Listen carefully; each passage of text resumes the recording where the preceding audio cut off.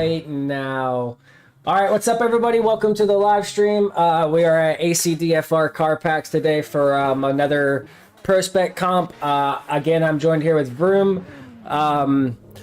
And today should be a very interesting day. We got a super tight track with super fast cars. So, Vroom, tell me how you're feeling about today's comp. I'm very excited. Another fun day of racing. Also very nervous. This is a very, like you said, a very tight track. So really anything can happen. Hoping these guys can keep it on the preferred line and see some awesome battles today. I hope that we see awesome battles as well. Before we start, just want to say if you want to follow us on all of our socials, be sure to hit the links below to our Instagram and Facebook page. And then give a shout out to all of our sponsors before we start today. SDC, Semdrift Central, ATDT, Team Commodore, and Team BDB. If you want to join their Discords as well, SDC does a bunch of they do weekly comps every Saturday. Ours are bi-weekly on Sundays, Eastern Standard Time, that is. So if you want to join in on any of their comps, then be sure to join the Discord link below, and you can find their information in our Discord as well. But without further ado, we're going to get started. We got the drivers in here practicing right now. I'm about to hop up in with the other drivers and let them know that we're ready to go. And we're going to get it started. And again, thank you guys for joining us. And we hope that you guys, enjoy watching it. Be sure to hit that like button and subscribe button for future content. Vroom, you have anything to add before we get this thing started? Nothing you haven't already said. All right, awesome. Let's do it. All right, we're ready when you guys are. You guys can send them off whenever you want to. When I see the first two to the line, I'll assume that that's the first two to go. And the first two in the bracket, that is. Yep. Cool. All right, so, whoops. Oh yeah, I'm back down here. Okay. All right, so the first two to go is gonna be Souls against Drift Sauce. His name Drift Sauce name might appear as Cody in here. Yes, Cody in right there. So the first two to go are gonna be Souls against Drift Sauce, or Cody, as you see there. Souls is named Wheelman YT. He does have a YouTube channel. You can go follow him on YouTube if you so please. And it looks like we're about to get started here. Should be a very interesting comp. Yep, can't wait. Camera is spazzing out right now. All right, here we go. First two are off. Souls with a really good initiation into that first zone. Souls putting out a really solid lead run here. Cody having a hard time keeping up. Let's see if he sucks up here on this wall ride. Oh, Soul's getting really close to that wall. Cody bringing that proximity in just a little bit.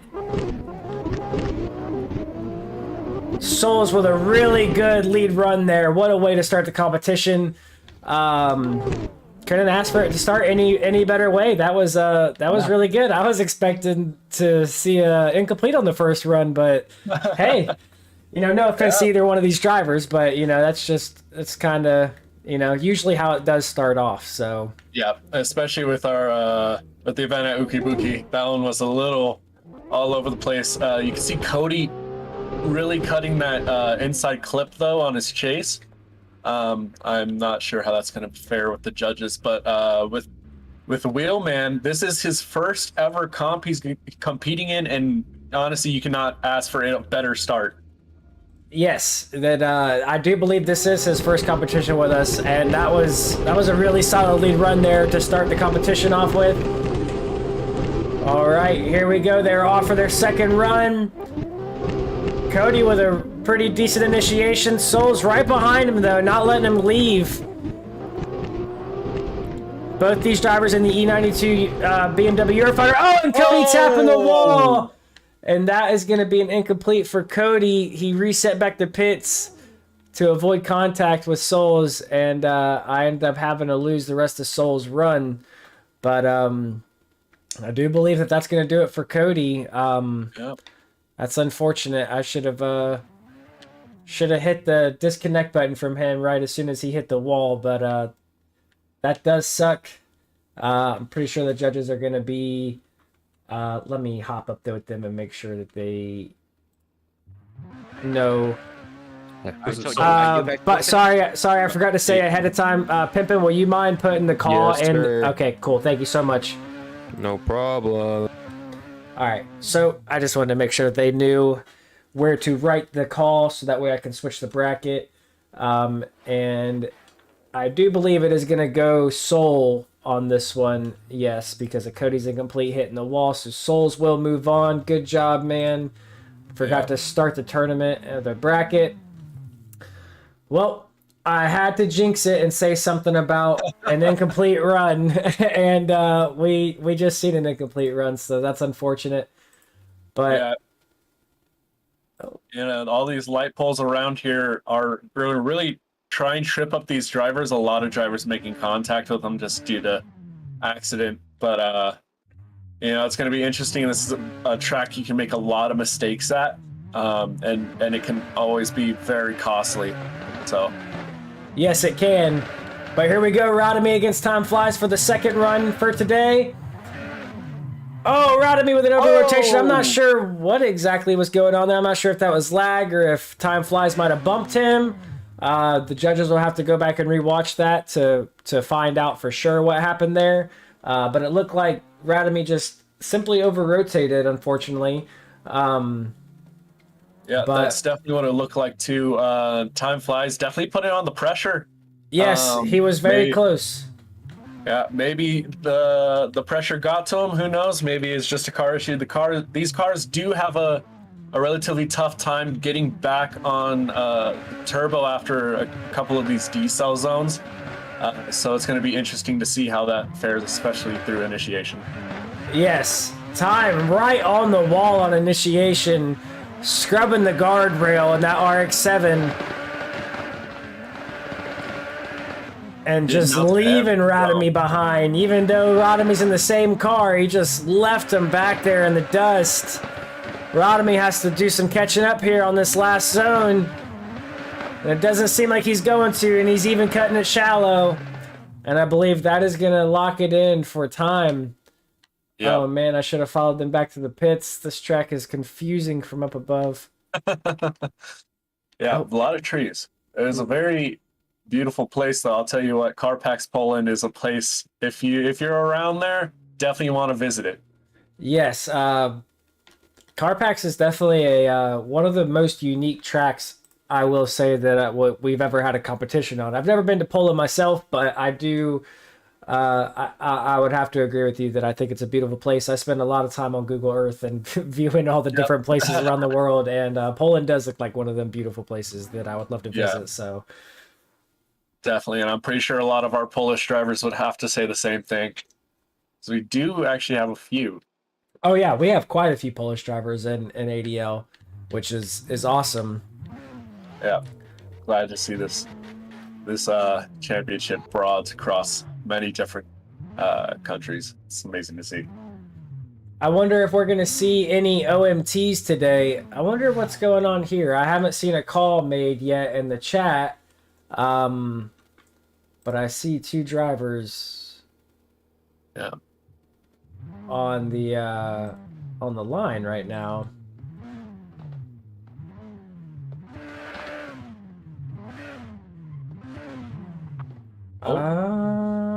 Not quite sure what's going on here. Because Dempsey and Bob are the next two to go. Yeah. So I'm wondering what exactly is going on here.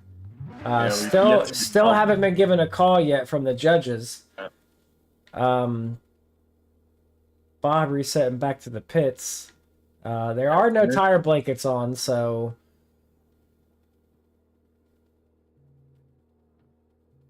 Yeah, definitely interesting. We've got a lot going on here. Yet to get confirmation on who the winner was, even though it was pretty ceremoniously probably going to go Time Flies Way. Just the fact we haven't gotten confirmation may presume something else, or maybe just something's going on. Well, I still see all three judges. Keep in mind, one of the judges is in control of the light today, and I still see him up in the judges chat. So it looks like they're still deciding on a winner.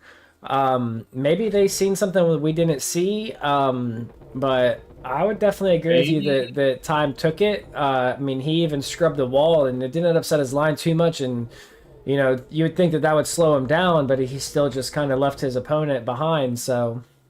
Maybe they're trying to assess fault for maybe there was contact that ended up sending on the first run? Yeah, that would make sense.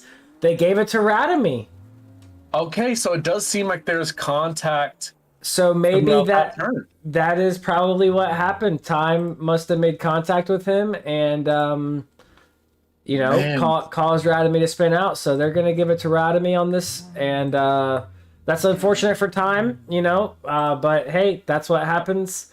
Maybe he might dispute it. He might not. I don't know, but we will see. But yeah, nope, Time disconnected. So maybe he does, agree that he made contact with him, causing him to spin out. So, but anyway, up next is going to be Dempsey in the 180SX against Bob or Bartek in the RX-7 FD. Oh. And actually, before this event, Bob was saying he was having handbrake issues, and he's going to try and run this course without it. So that's going to be interesting to see how that affects his run. It will, because I know this track is definitely hard to... and Dempsey making contact with the wall and resetting back to the pits again. Another driver making it extremely difficult to... looks like Bob is... finishing out his run here, and he does. He finishes out his run. I'm not sure if he had anything complete anywhere in between or not, but man. But man, what is going on with the drone cam? It just shot me way out in space, man. Huh. I'm way far away from the track right now. I don't know what's going on with the drone cam. It's acting super funky. Let me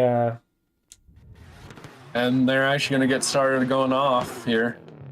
Yeah, I wish they would have. I don't know what is going on with the drone cam, but I'm back on them now. Didn't see the initiation, but hey, that's all right. Yep. I guess they're not really going to have anything to judge off of, so... Initiation looked pretty clean from what I was seeing. No incompletes from there, so...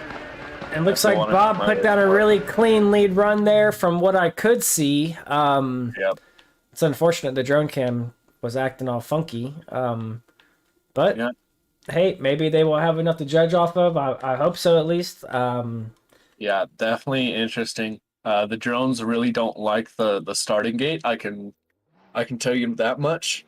Yeah, when the cars just sit there and rev, that's what it is when the cars are on limiter or just sitting there revving their engines, it makes the drone cam act funky and not know which direction to go. So, maybe I shouldn't I'll just stop locking onto them at the line and just lock onto them whenever they're coming through the line. Yeah.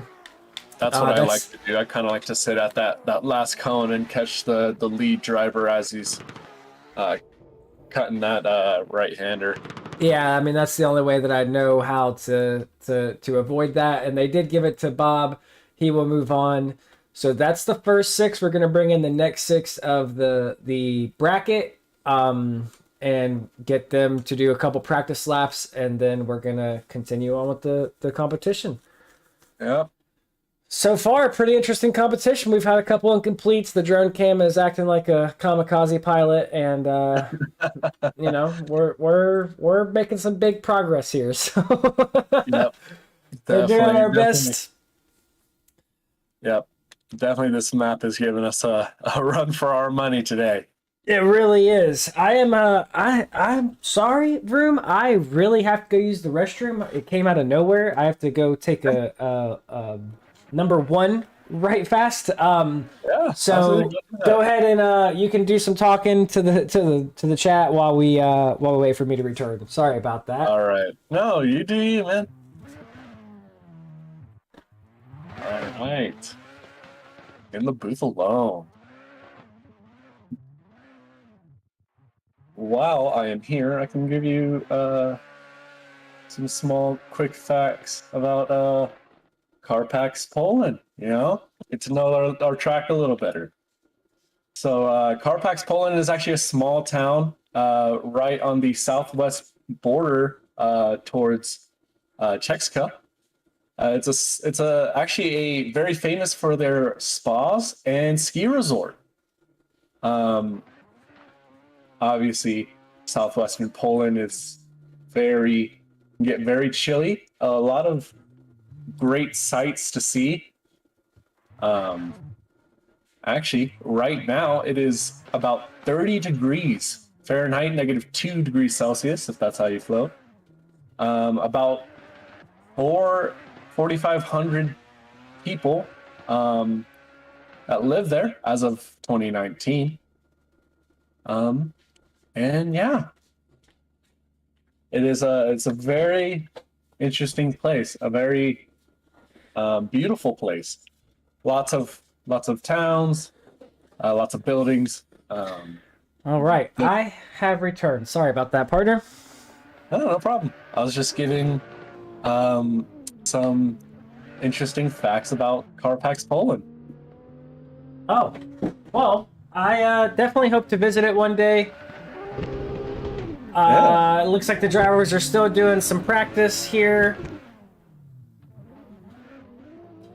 I'm gonna look at the live chat while we're going.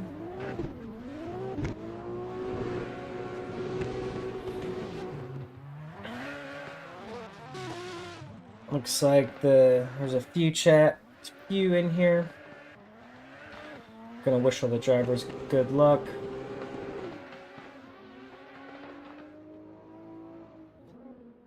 All right.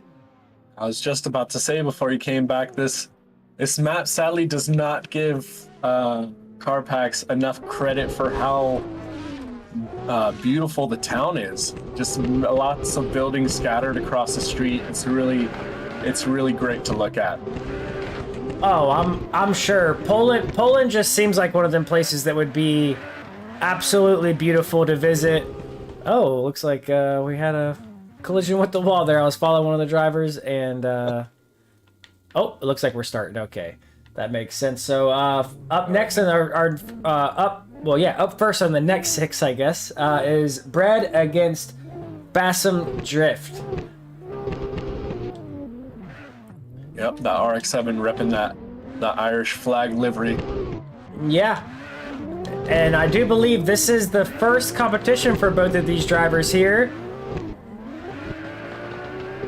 Bread putting down a really good lead run here in the RX-7 so far. Bassam catching up. It looks like there might be a little... Oh, Bassam making contact with him, but he stayed in it, and he's right on the wall. Wow. Putting his rear tire in the wall. Man, somebody really needs to fix these colliders.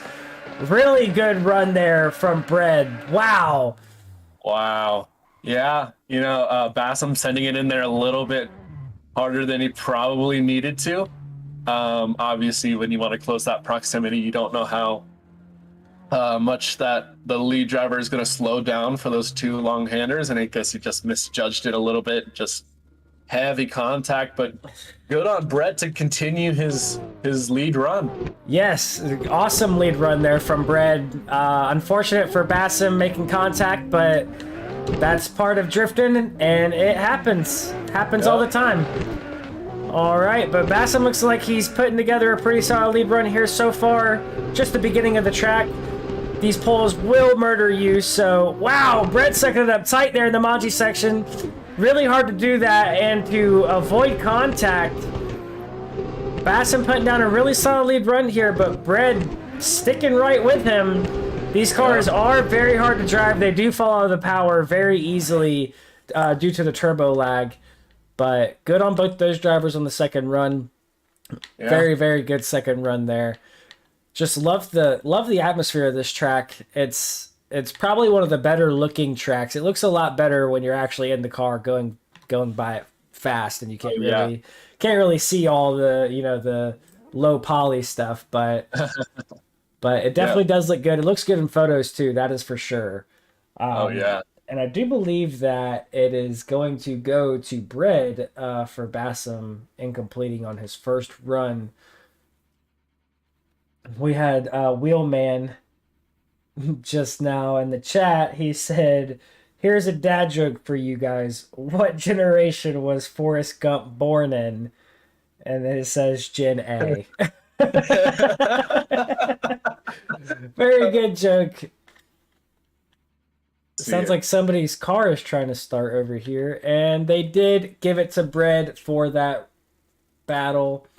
Good job, man. You will move on. Like I said, both of these drivers' first time in an ADL competition. So, good on him. I believe this is the same Bread that just won the SDC comp here this past weekend. So, let's see what he can do in today's comp, if it is the same Bread indeed. But up next is going to be Hydra against Draco. All right. Hydra, one of ADL's managers. Love this guy. He is super good, dude. Yep. Draco from Team Risk. I do believe this is his first competition. Looks like we got a little bit of lag. At least on my end we do. I'm not quite sure what's going on. Somebody has a really bad connection. But Hydra switching up at the last minute and going with the RX-7. He was in the 180 for the longest time, and Risk diving in on him, but Hydra holding it together right in that wall. And Draco just incompleting on his run there. And Hydra holding it together to complete the lap. Wow, what a run by Hydra. That is awesome. That is very surprising that he's able to keep in that. That is the second time we've seen heavy contact through that outside and the lead driver stay in it. It is. It is. That's very surprising. I know every time I got bumped there, the drivers definitely, they definitely bumped me. Oh no! Oh, he straightens out. The camera is not working with me today, unfortunately. Oh, Hydra making a huge dive, and it looks like looks like Draco straight lined again. You said he straight lined on initiation, so it looks like he straight lined again, and that is going to be incomplete on Draco. Wow. I would definitely have to say that his lead caused Hydra to incomplete as well, but we'll see what the judges say. I wish that the drone camera. Yeah, it's a little all over the place. Yeah, I wish that it would work with me a little bit better. This track is a little funky, you know, especially with the elevation change and everything. It just it doesn't it doesn't want to work with me. So yeah, I wish that I could just use the track cameras to watch, but unfortunately I cannot. And they gave that to Hydra, so Hydra will take that, and he will move on to round 2. And then for our next battle, it will be Kieran versus SK Gaming. That's going to be an interesting one. I was talking with SK just last night. He's a very good drifter, but even a better tuner. This guy knows everything there is to know about tuning cars, and it's really interesting to see his thought process. Yeah, I've known him for quite a while now from ADL, and yes, he really is. He definitely knows his way around a tune. I hope that was better for the chat, Alex. I seen your comment. So I guess for the initiation, we'll just have to go ahead and go overhead. Oh, and it looks like Kieran hitting the wall, straightening up, but SK also did the same thing, looking like he just fought. Oh, and Kieran hitting the wall again. Dang. Oh man, that was an all over the place run. I'll tell you that much. Yeah, it really was. Rizzo, no, I cannot do that. Like I said, you get me once, you will not get me again. But that is funny. And again, like I said, Alex, I hope that angle was better for the first zone. I know that it is hard to see. Just stay above like this. Oh, and Kieran hitting SK right into the guardrail on the initiation, just not slowing down just quite enough. And he sent him right into the Shadow Realm on that initiation. So yeah, definitely. That is super unfortunate to see. Yeah, that is definitely an interesting one for sure. Obviously, this will probably go the way of SK, but definitely not a pair of runs that you love to see. Definitely left more to be desired, but you know, sometimes that's just how it is. Yeah, very well could be. It could have also been SK slowing down too much. We'll just have to wait to see what the judges say. I know that they're in there deliberating on it, and I know they're going to make the right call. So we just have to wait and see what they say. I'm going to try to work out some different camera angles for this initiation here, so that way people can see more. Maybe even run a little like a chase cam on the drivers to see if that will give us a better look into it. But then the smoke is gonna I'll just have to stay in the front is all I have to do. And they did give it to SK. He will move on. So yeah, that was Kieran's fault, unfortunately. You like to see completed runs, but this is a very difficult track, and any mistake you make anywhere on this track might not affect you right there where you made the mistake, but it will certainly affect you later on in the run. And there's not very many tracks like that. You know, if you get offline even the slightest bit in one area, it will affect you in a different area, and that's just really cool to see. Most tracks you can make a correction right there in that same area, the same section of the track that you're at. So yep, it's definitely interesting, especially with this track compared to the last one we were at Oman. You're able to go offline just a little bit because obviously there's no wall there. But with this track specifically, if anything and everything is out to get you, if you tap anything, it will light pole, wall, it will wrap you in, and definitely a lot more challenging. Oh, it will. I mean, it will absolutely destroy you and your run simultaneously and crush your confidence all at once. And this track, it's not out here to make friends. It's out here to ruin lives. Is what it's doing. So. Yep, definitely that. It's especially the light pole on that second inside clip. Definitely, I've seen a lot of guys just over send it a little bit too deep and just absolutely wreck their runs. Oh yeah, I mean it's very easy to hit one of the light poles just because of how tight this track is. Looks like we got some fans of Tyler in the chat. We got some fans of Moda in the chat. Man, that is awesome. You guys have fans watching you guys come out here and compete today. That is so cool. Both of those drivers, Tyler and Demoda, both very good drivers, and I would not be surprised if either of one of them was in contention for a win today. So Demoda will be one of the next 6 to come in. Lexotic and Horde, I don't know, I'm not sure if that's George or Jorge, but Demoda will be one of the next ones to come in.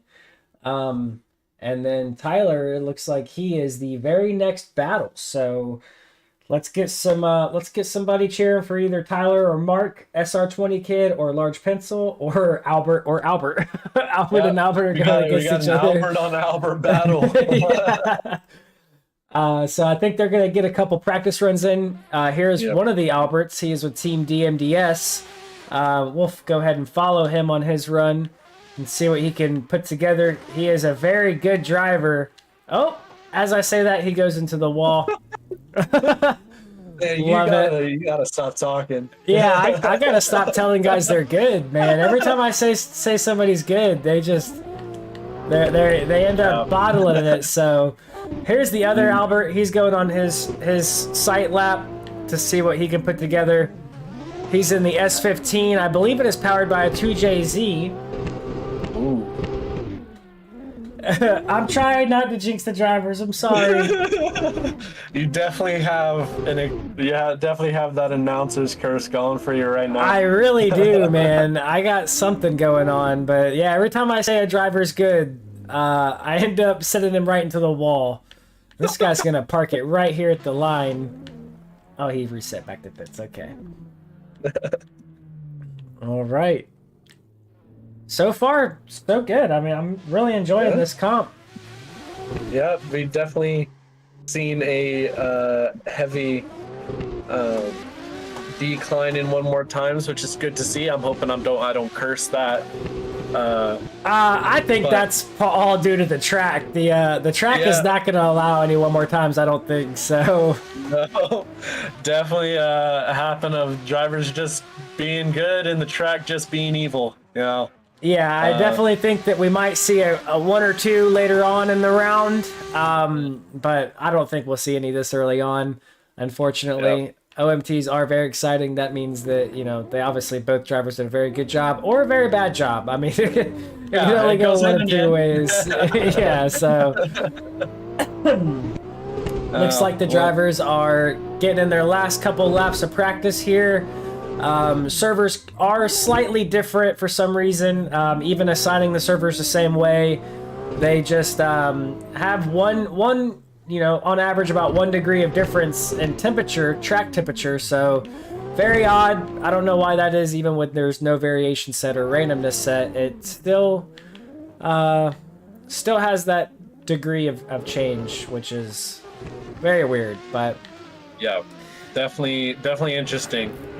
This just goes to show this track really does not like working with us. No, it doesn't like us drifting on it. It doesn't like drone cams. It just doesn't like anything. Yeah.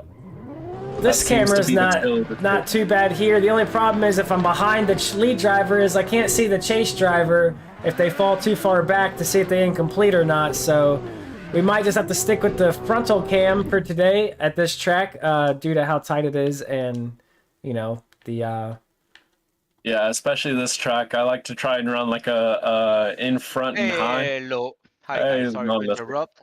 Just to let you know, we cannot get the second driver to join. So we are giving the bye to Tyler and we're moving on to SR20 Kid on Large Pencil. Why can he not join? I've been calling him. They've been sending him messages. He's stuck in the practice server, but he's not answering. He's not nothing. We send him messages in the chat. We send him messages in the game, and he just keeps running practice labs. So either he's not paying attention or what is going on. But we're giving it to Tyler and moving on. So the next one will be SR20 Kid. That's Mark Slides. So Tyler and Yep. Mark Slides are giving it to Tyler. Tyler gets the bye. We're moving on. SR20 Kid will be the next run. Okay. All right. Well, All right. for all you fans of Tyler in the live chat right now, he gets an automatic dub and moves on to the next round.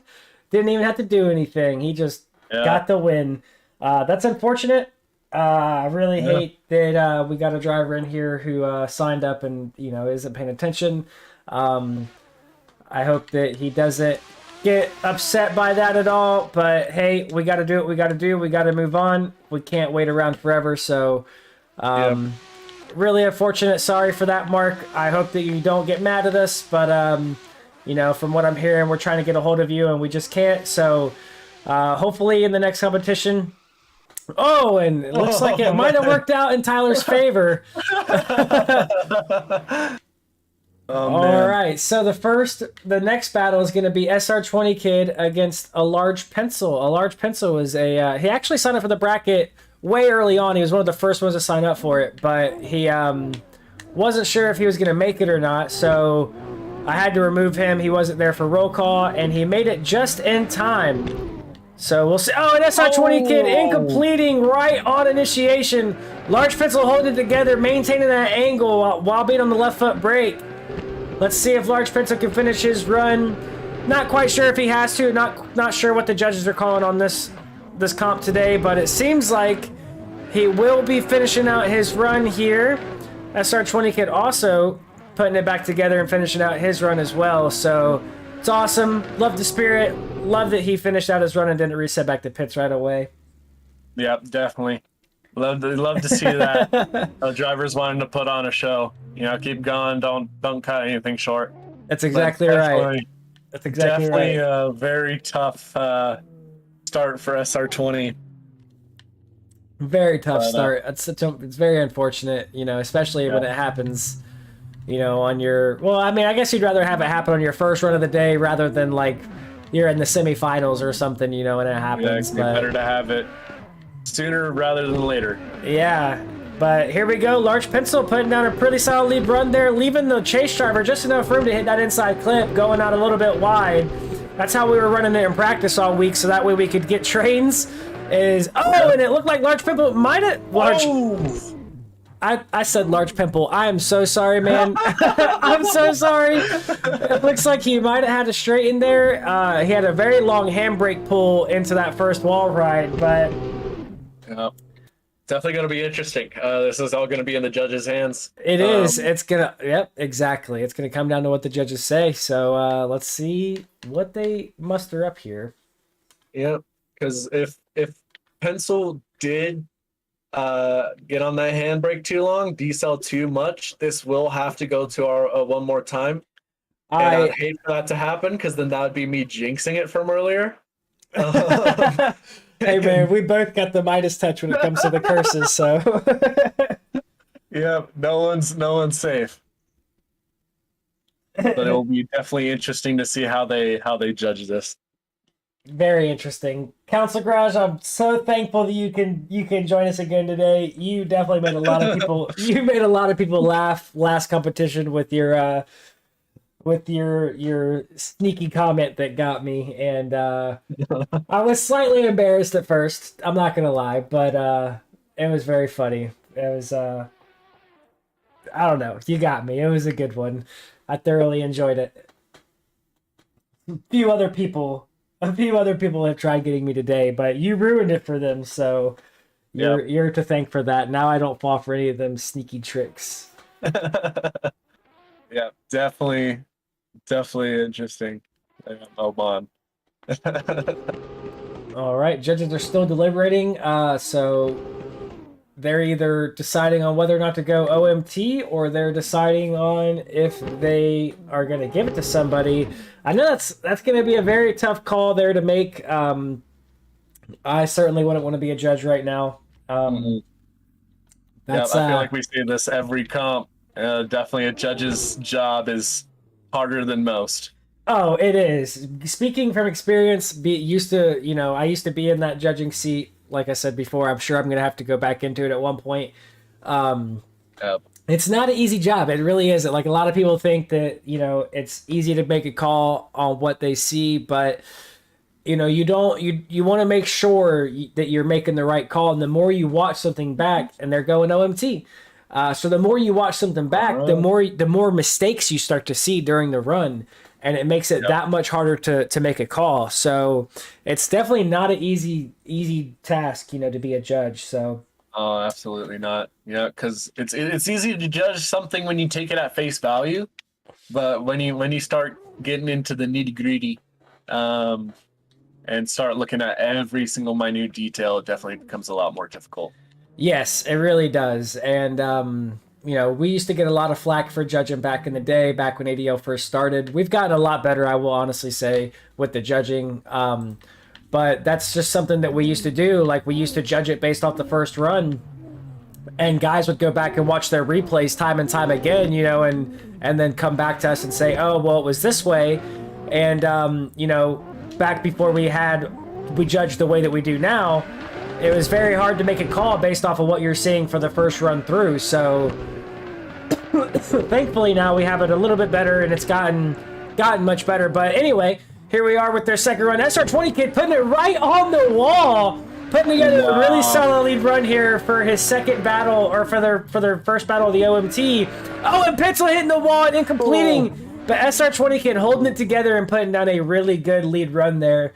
Sorry for the weird camera angles, guys, but hey, it is what it is. This track is mega funky, and as far as camera angles go, the track cameras work great. Just there's no way for me to view the track cameras while we're live in the server, unfortunately. I really wish there was, but there's just not. So I'm doing the best I can. I hope you guys don't get mad at me for it. But definitely better start for SR20 Kid in that battle. Not so much Large Pencil, but let's see what they can do in this run here. SR20 Kid with a little wobble in the chase. Definitely a better camera angle from up above like that. Large Pencil pulling away from SR20 Kid just a little bit. S15 seems to be gripped up that arm. Oh, and Large Pencil over-rotating! Wow, you really hate to see it. Twice in a row, he made a mistake in his lead and his chase. That's very, very unfortunate. And I do believe that is going to go SR20 Kid's way. By the way, SR20 Kid, I'm coming for you in that blacklist. My name will be number 8 on that list, and I will take that crown from you, sir, and I will work my way up all the way to the top. One of these days, it will happen. Man, yeah, it's good to see that SR20 was able to get redemption for his first run on that lead. SR20 Kid said, "Bring." Well, you drive like that, and I don't see me taking it from you anytime soon, my friend. Good driving, man. Glad you're with us. Yeah, definitely good to see him get a little bit of redemption there for his first run, that incomplete right on initiation. But seeing him come out with that win, it's definitely got to feel good for him. Oh, I'm sure that it does. Unfortunate for Large Pencil. Hate to see it, a double incomplete, but that's drifting, especially on tracks like this. An incomplete can happen at any moment in time on these tracks. Now we got Albert against Albert, S15 against GT86. Oh, camera falling a little bit behind. Definitely good through that first Albert and the GT86, regular Albert and the S15. Wow, both these drivers seem to be really good. I know DMDS Albert is really good, but the other Albert seems to be really good too. I drove the S15 quite a few times, and it was just not the car for me, but the DMDS Albert getting right on Albert's door.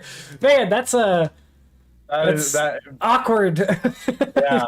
It's making commentating a lot more difficult. It is. I'll tell you what, though. I bet I know who's gonna win this battle. It's gonna be Albert. Yep, definitely. Yeah. Hands down, it's gonna be Yeah, Albert. 100%. It's gonna be Albert. Yep. All right, let's see what they can do for their second run. Very good first run from both drivers. Really good chase and a really good lead. So let's see what they can do here. Love the look of that GT86. Very smooth initiation from both drivers. Albert 13 staying a little bit back, playing it safe. Oh, trying to suck up on the door, bumping the wall, but keeping it together. Let's see if he can get a little bit closer. DMDS Albert was slightly closer than he was. Oh, and he's sucking up tight! Right on the wall, both drivers. Wow. That's going to be very hard to call, for sure. Oh, what's going on? Okay, here we go. We're back at the line. Right. My drone cam just teleported to the, and I wasn't even locked on to anybody. That was crazy. Wow. Yeah, definitely an interesting one. Albert definitely had good proximity, but Albert had a really good run. No.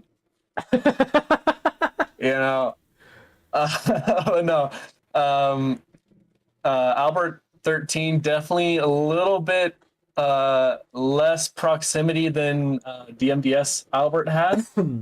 Yes. Both lead runs were very good. I could see the contact on that wall from Albert 13 did push him back a little bit as he's trying to close up that door. Also hanging back on that power alley. It's going to be definitely interesting. Both Alberts putting together both very good runs. Yes, I would have to agree. I will say, like you said, DMDS Albert had better proximity, I think, proximity duration, whereas Albert 13 he was just a little bit more aggressive in his chase run as far as like being close to the walls. So he followed DMDS Albert's line better, whereas DMDS Albert had better proximity. And I just seen in the chat, Tom Allen said the SR20 is his son. That is very cool that you came to watch your son on YouTube in a live stream for a competition. That is very, very cool to see. That I don't know. That's very, very cool to me. I don't even know what to say about it, but very cool. That's just SR20 kid. Love to see it. Yeah, you got some big support from your pops, and that's very cool. My dad also watches the live streams as well, so I know how it feels. It's a warming feeling for sure. Granted, I'm the host and you're a driver, so but still a very warming feeling knowing that you got the support from your dad. Yeah, absolutely. All right, and they gave it to DMDS Albert, so it's looking like proximity beat line in this case. Not always is that the case, but it seemed to be the case in this one. And now is Demoda. Well, we're gonna get the next sixth in, which is gonna be Demoda against Reaper. Excuse me, I'm sorry. Demoda against Reaper, DMDS Rambo against Sestava, Josh Oxley against the Professional. And I hope that Demoda is not also going to get a bye run. I know earlier, Reaper 350, we were having a hard time getting him to answer in the roll call. Seen him in the chat, just he wasn't answering roll call. We didn't remove him from the bracket because he was present. Sorry. But let's just hope that he is active in chat right now and he is actually able to get his runs in. And we got 12 drivers left before we move on to round 2. So far, I'm really enjoying this comp. Yeah, absolutely. It's definitely very. These guys are trying, man. You almost got me with that one. I almost started saying huge shout out that I read your name. Unfortunately, no, I don't want to say it because I know there might be some kids watching. If you get me with it, it's all fine. But if I can avoid it, I would like to avoid it, just solely because, like I said, there could be kids watching, and Yeah. I just don't want any kids repeating what I say on live stream and be like, "Oh, I learned it from Shift." Like, no, you didn't. I promise you didn't. Sure. Just a huge shout out to Mike. There we go. Yeah, there you go. That's Huge how shout we're out gonna to do it. Mike. No last Yep. name. No last name. No last name needed. Every Mike is known universally. Yes. Everyone knows him. Yeah.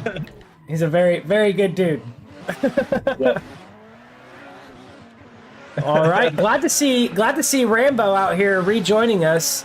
As soon as I get the camera focused in on him, you might get a better look at him. There he is, there in the green 180. Oh, making contact with the wall as he's doing his practice runs. But good to see Rambo back with us. He was just moving. Took him a couple weeks to move houses, but good to see him back with us. Glad to see he brought some more DMDS boys with him back to the competitions. Rambo, I'm not sure if you've ever seen him drive, but Rambo is actually a very good driver. He's only, I think he's only 16 or 17 years old. Wow.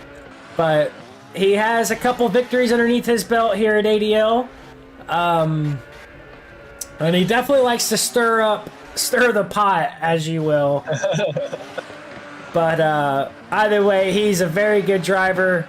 Don't think he had very much practice on this track, so it'll be really interesting to see what he's able to pull together in today's competition.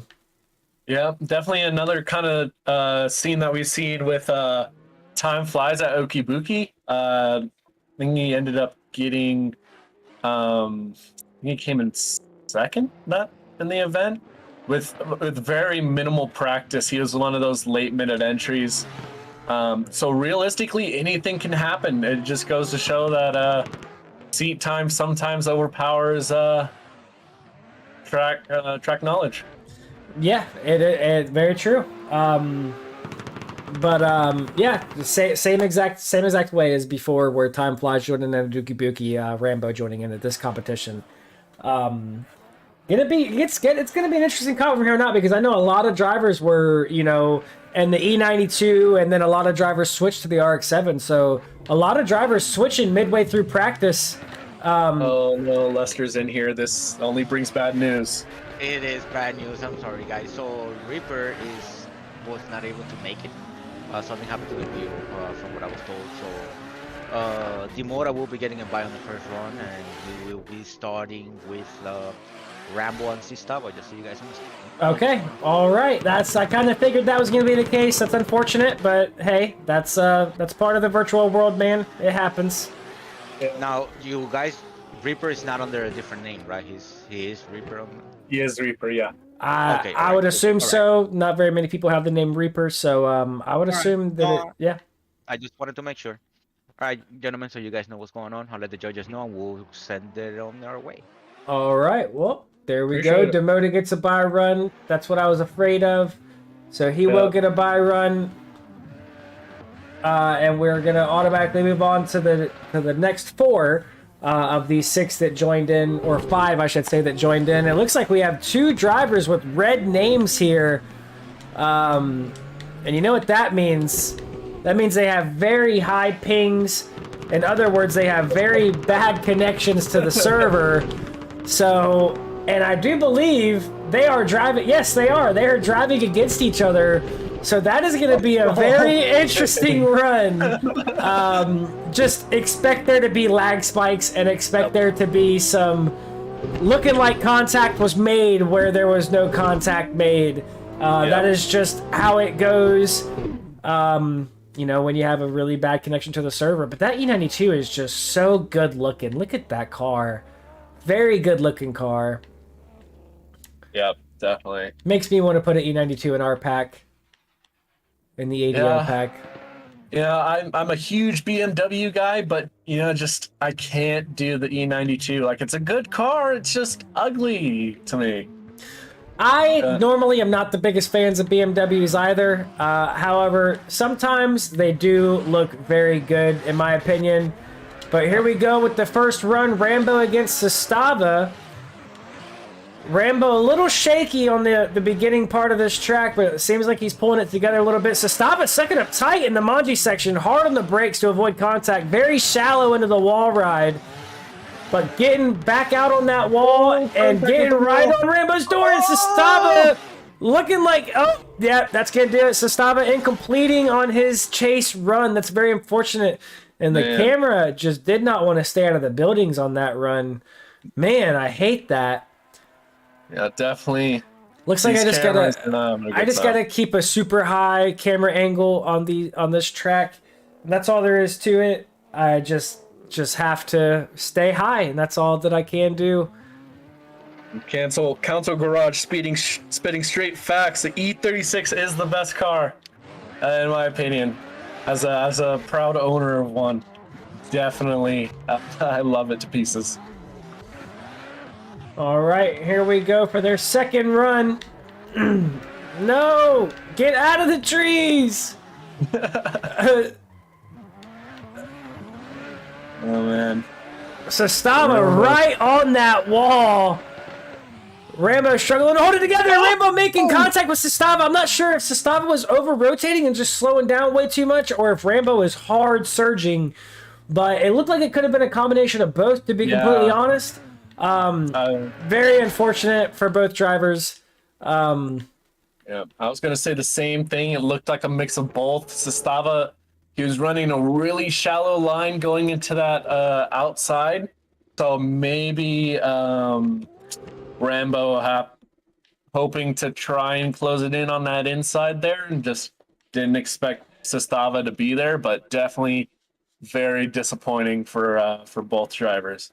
Yeah, I will say it definitely did look like Sestava was hard on the brakes. But Rambo was coming in very, very, very hot, which would have caused him to be hard on the brakes as well. So, I don't know.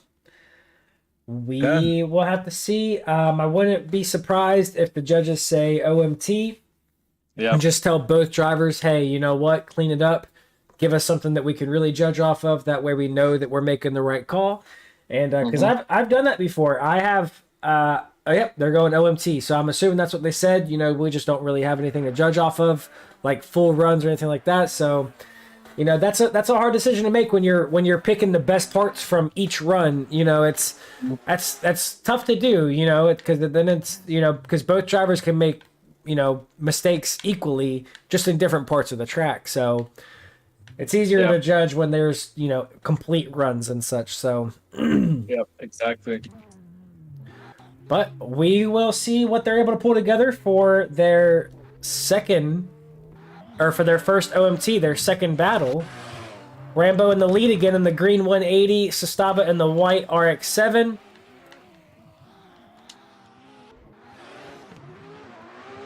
Sestava really close to Rambo, not letting him go anywhere. A lot of angle coming out of that RX-7. Rambo right on the wall. Wow. Putting out a heater of a lead run here. Sestava looking like he's straightened there. I got a really bad camera angle on that, but it definitely looked like he's straightened to come up to that second wall ride to across the line. But he was that may have been the case. I don't think I saw a huge straighten. Obviously, I wasn't probably seeing the same things you were, but definitely Sestava kind of falling out on proximity around those two outside turns. It's going to be interesting to see how they can come back for this. It is. That's going to be very interesting. Let's see what they're able to pull together.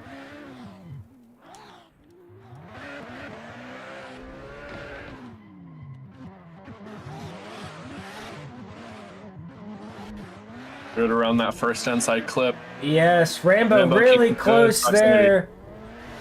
Staying close even through the Manji section, which is very challenging to do. Rambo bumping him, sending him into the wall. That is what comes when you get aggressive in that chase position in the Manji section. You definitely are more than likely, or you're more likely to do so than to not do so. Make contact in that Manji section when you're that aggressive. And that's just the price you got to pay sometimes, unfortunately, is, you know, making contact with your lead driver. Yep. Yeah, and that's really just what it comes down to. Both drivers really good. They're just really both really good drivers in the lead. So I can see why Rambo wanted to push proximity, because that was going to probably be the deciding factor towards the end of this. But, you know, sometimes you just got to ease off the gas a little bit, give them their space, because you don't want to make a huge mistake like that. Yeah, I mean, not to say anything against Rambo, because it could have also been, you know, it could have been that Sestava also could have slowed down too much, you know, so it could have been a combination of both. It could have been equal fault, you know, where Sestava was slowing down too much and Rambo was surging too hard. But, you know, either way, they got to put fault on somebody for it, unless, like I said, they go equal, you know, they go shared fault for it. But I don't know. I'd have to watch it back in the replay. I'm not going to, though, because I am not a judge today. But yeah, it looked like Sestava maybe could have been slowing down too much, because it looked like where Rambo bumped him, he was a little bit shallow. That was just, like I said, on my first watch. So if I was to go back and rewatch it, you know, a couple of times, I'd be able to make a more clear decision on it. But it looked like he was a little bit offline, and, you know, maybe being just a little bit harder on the brakes just because he was a little bit offline, trying to make that correction. And that's why Rambo did, in fact, bump him. But on the flip side, Rambo did bump him on the bumper. He didn't bump him in the side of his car. He hit him directly in the bumper, which means that Rambo was surging to get up on his door, and Sestava just wasn't out of the way, or Rambo was just being too aggressive. So this could definitely go either way. It's going to be interesting. Obviously, judge's decision, and also one I personally wouldn't want to make, just because. No, it's a very hard call to make, and if they do end up going shared faults on the second run, then what they're going to have to do is just judge it based off the first run, and it's very hard it's very hard to make a call on just one run where one driver is in the lead and one driver is in the chase. It's extremely hard to make a call. So, you know, regardless of what call they make, I'm sure that they will make the right one. I have very good faith, a lot of faith in the judges that are in there today. So we shall see. So it looks like they're going OMT. So that's I guarantee that's what it was. They gave shared faults. Sestava slowing too much, and Rambo just, you know, not slow, or, you know, being too aggressive. So that is the decision they came up with was OMT. So we get to see another OMT. Look at that. We said we're probably not going to see any OMTs today, and bam, now we have 3 OMTs right after we said that. So definitely need to stop geeking out too much. We're definitely I'm done making predictions. All right. Well, the good news is that they have to make a call on this run. They can't go on another OMT, so there will be a call made after this one. Seeming like Rambo is pulling away from that RX-7 in that Manji section. Rambo really smooth so far in that 180 up in the lead. Sestava looked like he's gaining a little bit of proximity back. And this drone cam is just extremely hard to maneuver around this track with how much structure there is here. Yeah, definitely. That was a good run by both drivers. Yeah. Sestava kind of falling out at the first half of the track, you know, just not having that proximity that he may need.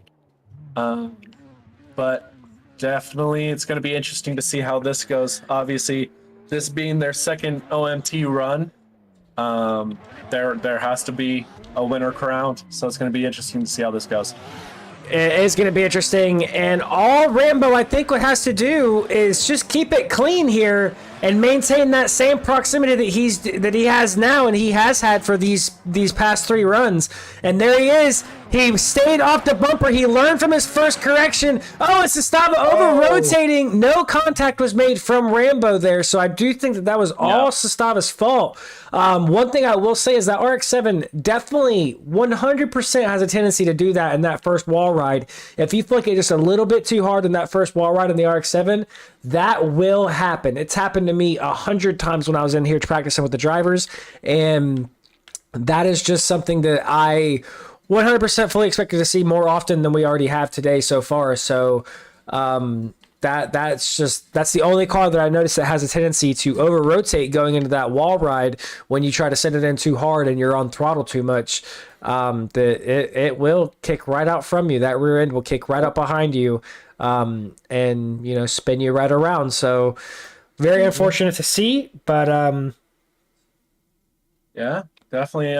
But you hate to see it. Yeah, really. Obviously, the RX-7 has been the choice for a lot of drivers. A lot of them just love the feel they have there. It has good grip towards that power alley. Can really get speed going, and that's what a lot of drivers love about it. But like you said, it can get real squirrely around that first outside zone. Very much can. And they did give it to Rambo, so Rambo will move on. And we will move on to the 2 very high ping drivers, Josh Oxley from Australia, and the professional. Is that Italy's flag? I think that's Italy's. Italy. Okay. Italy, yes. See, look at you. You know your countries. Hey, man, I do my best. Oh, and it looks like the professional sending it into Josh on the first clip there, right on initiation, just absolutely murdering Josh. And that is definitely going to go to fault on the professional, I do believe, at least. If I was a judge, that's who I would give fault to. So yeah, it's definitely interesting because a lot of these collisions can come from either driver. This is a very fast track, so slowing down even a little bit can throw off the chase driver. But it's definitely interesting. It takes a lot of evaluation to really see who's at fault. yes, I agree with you. It seems like the professional has an extremely loose setup in that 180, which is interesting to see on this track. Oh, because I was tuning for as much grip as I possibly could. The professional making contact with just about every wall here on the back end of the track, and Josh holding it together, doing a slow burnout across the line, and a nice 360 or 180, I guess. Doing a big burnout here at the line, celebrating his, what I'm assuming, victory, as I'm sure is going to go his way. Yep, definitely. You hate to see it. You don't like seeing battles end with a crash. But that's just the way it's played here at Karpacz. Yeah, I mean, this track is, like we said, it's not forgiving. You can put the bumper in the wall, but you might want to avoid from putting any more than just the bumper in the wall, because it will end you. I mean, it will completely destroy you, and all the poles around this track as well, the light poles, everything here at this track is out for vengeance, and we did absolutely nothing to this track. So exactly, we just wanted to have a fun event, and it's out here. Yeah, giving us the business. This pole here at this inside clip, this pole here, and this pole here at this outside touch and go. This one here, these will be your 2 main factors for incompletes today, along with the first wall ride.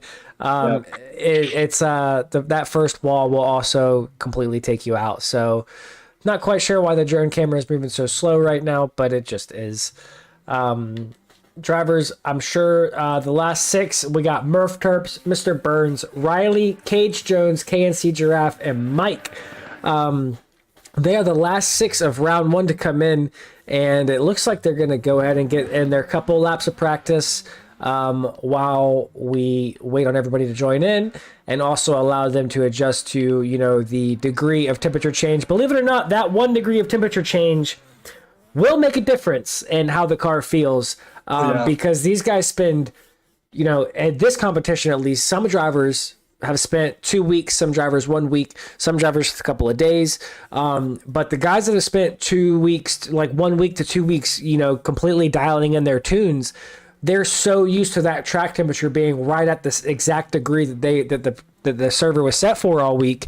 So that 1 degree of being hotter or cooler can add that much, you know, just a slight bit of grip or a slight bit of traction loss to the surface, and, you know, completely make it feel all like just completely foreign to you. So that's why we, yes. I'm sorry. Quick heads up. Mr. Burns I forgot to bring him in, so he's just loading in. So I'm just gonna bring everyone else, and we're just gonna finish to the rest of the bracket instead of calling route right after that. So they're gonna get the practice runs. I'm gonna get the rest of the guys, and we just run into the end of top 32. Okay.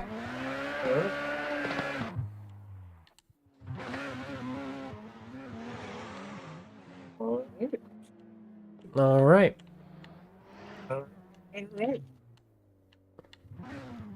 I'm not even gonna lie to you. I already forgot what he said. Yeah, but it sounded like we're gonna finish out the round at 32 to me. We're gonna finish out the top. The what? The round of 32. That's all I took away. Was we're gonna finish. Oh, okay. I think it was just a couple guys weren't in, so I really don't know. Oh, okay. Yeah, he was saying that he was having an issue with the. Yeah. Okay. Never mind. I know what's going on. Okay. Good. Yeah, I had no idea what was going on. Yeah, I think he was just telling me that there was there's some drivers, like, they're not going to go in order in the last of the bracket. Essentially, I think is what he was saying, because of one guy having issues. Mr. Burns is having issues with his PC or his connection or something like that. So, oh no, Mr. Burns is right there. Yeah. So that's why I don't know. I'm just a little confused. Yeah, I am too. I think we're just gonna run it the way it is. So yeah, I think that's the way it's going too. Alright. Mr. Burns is dooring that RX-7 right now on this practice run. Let's hope that translates. Wow, dude, he was so close. He was inside of the RX-7 in front of him. I don't think I have seen that yet in this. In these cars, with the exception of maybe a couple times. So, all right. I do believe Murph Terps and Mr. Burns are going to be the first 2 to go, but I could be wrong. I'm not 100% positive, but I do believe that's going to be the first 2 to go is Murph Terps and Mr. Burns TV.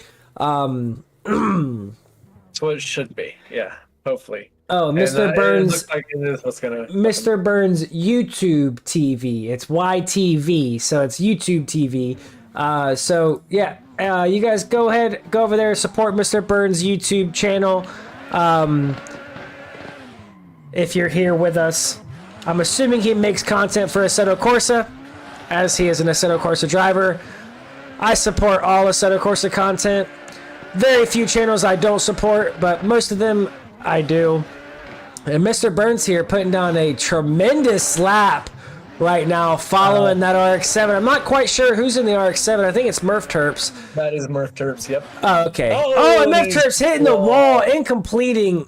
Murph Terps does. Really hate to see that, but Mr. Burns was doing a very, very good job on the chase. I have never heard of Mr. Burns so far since I've started ADL. But I'll tell you what, this is his first competition with us, and I hope that he comes back. Yeah, that was definitely a really good chase. Even in his practices, he was putting down really good chases, and if we can keep seeing this from him, I see no reason why we won't see him closer to the final. Really? Yeah. You never know. I would have to agree with you.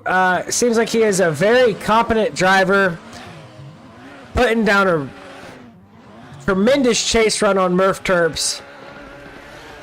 So far, putting down a really good lead run here too. Murph Terps, though, pretty much mimicking his chase run. Murph Terps also a very good driver. Wow. Unfortunate for Murph Terps, incompleting on his first run. Oh, and he just looks like he's struggling with that last wall ride just a little bit. Wow, what a chase for Murph Terps there. Mr. Burns, however, did have slightly a better chase. Because you know he did an incomplete. That sucks for Murph Terps because I do know the level of his driving. And I want to give a shout out to Klee. I hope I'm saying that right.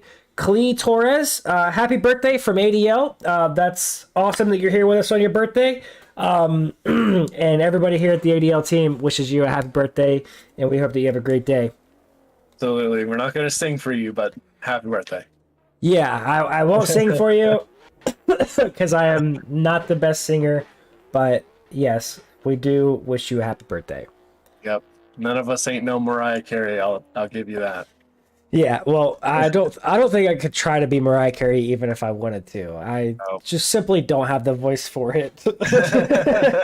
she's quite a few octaves higher than I am.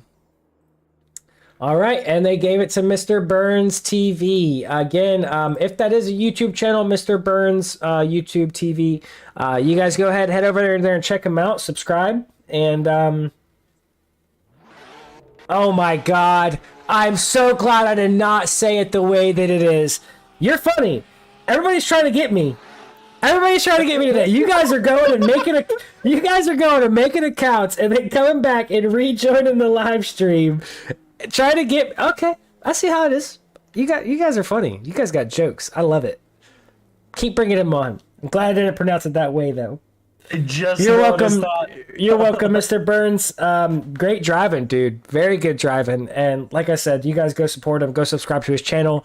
Let's get him to 1 million subscribers. Do the same thing here though. Let's get us to 1 million subscribers as well. Yep, that would definitely be nice. Yeah, we would love that. But here we go. Riley against Cage Jones. For their battle. Riley in the 180SX and Cage Jones in the GT86. Cage Jones looking like he needs to get a little bit of proximity. A little shallow in that wall ride. Riley, though, with an outstanding lead run here so far. A little shallow in that last zone. Getting back out to that wall, and Cage Jones bringing it up so close to him right across the line. Love to see it. Wow. Yeah, I picked up on that, Andre. I picked up on that. I got it. Man, I'm not gonna lie to you. I did not even pick up on that one. Usually, I'm pretty. I didn't either. I didn't either. Not at first, but like I said, I didn't pronounce it the way that it was written, or the way that he meant it. I'm sorry. But that's funny. Either way, if it is your birthday, happy birthday. Yep. All right, here we go. Cage Jones in the lead this time. Riley in the chase. Riley putting it right on him in that first section of the track there. Ooh. Bumper to bumper on transition. Riley looked like he lacked a little bit of angle there. Wow, getting super close to Cage. Riley is in that 180. Cage Jones put it right on the wall, but Riley sucking it up tight, not letting him go anywhere, giving him no breathing room. And Cage Jones tapping the wall and incompleting. Riley holding his angle across the line, able to finish his run. Wow. Oh, man. Good runs from both drivers. That was awesome. Yeah, definitely. You hate to see the incomplete, but man, if that wasn't a good battle.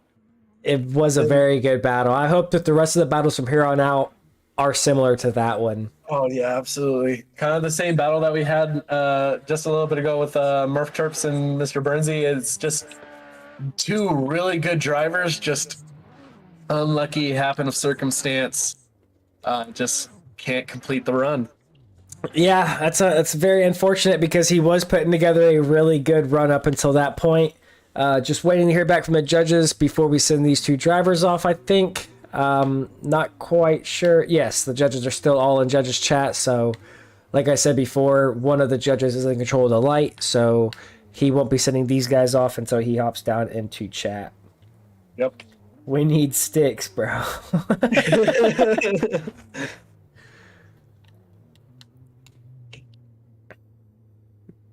Oh man. Jesus. Definitely a little bit of World Cup slander going on in the Yes, chat there. yes. Canada took on Croatia today, and Croatia did win. I think Mr. Burnsy is saying that he said, have Croatia come meet us on the hockey rink and see how it turns out. Oh man. You'll have to see it. I really love the World Cup. Really just brings the world together for better or for worse. Honestly. Yeah, it does. I'm not the biggest soccer fan, but I do enjoy watching the World Cup because it's one of the biggest sporting events, in the world. So soccer does have the biggest following ever. So, Yep. or out of any sport. Now.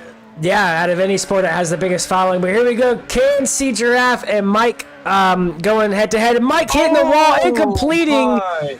KNC Giraffe, they'll hold together in that RX-7 in the lead. Right on that wall, scraping that bumper against the wall, putting that bumper in the wall there. Woo! And almost a slight over rotation there from KNC, but he held it together, thankfully. Definitely. Thankfully, I'm sorry, I'm reading the chat at the same time.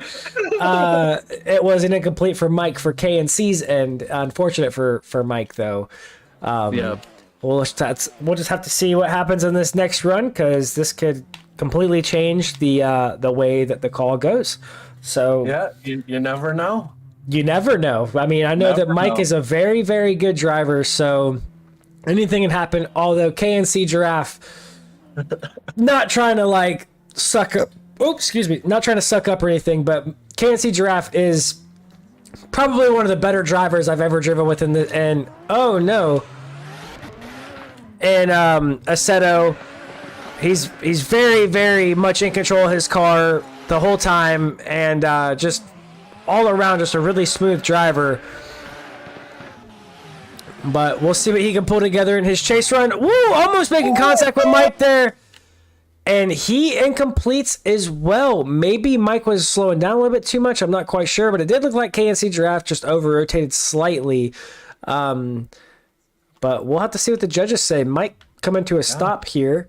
I didn't think that he made contact with Mike, but maybe he did, just slightly, just enough to throw him off his angle and mess up his run. Maybe. Like we said, anything can happen. It's not over till it's over. Exactly right. We were just talking about how, like you just said, anything can happen, not over till it's over. And, there you have it. KNC, he made a crucial error and just over-rotated that. They're going OMT. So that RX-7, like I said before, is very easy to over-rotate. It's very finicky, and you have to be very precise with your inputs in that car because it will slip out from you quick. So, Yeah. all right, here we go for their OMT. KNC in the lead again, and Mike in the chase.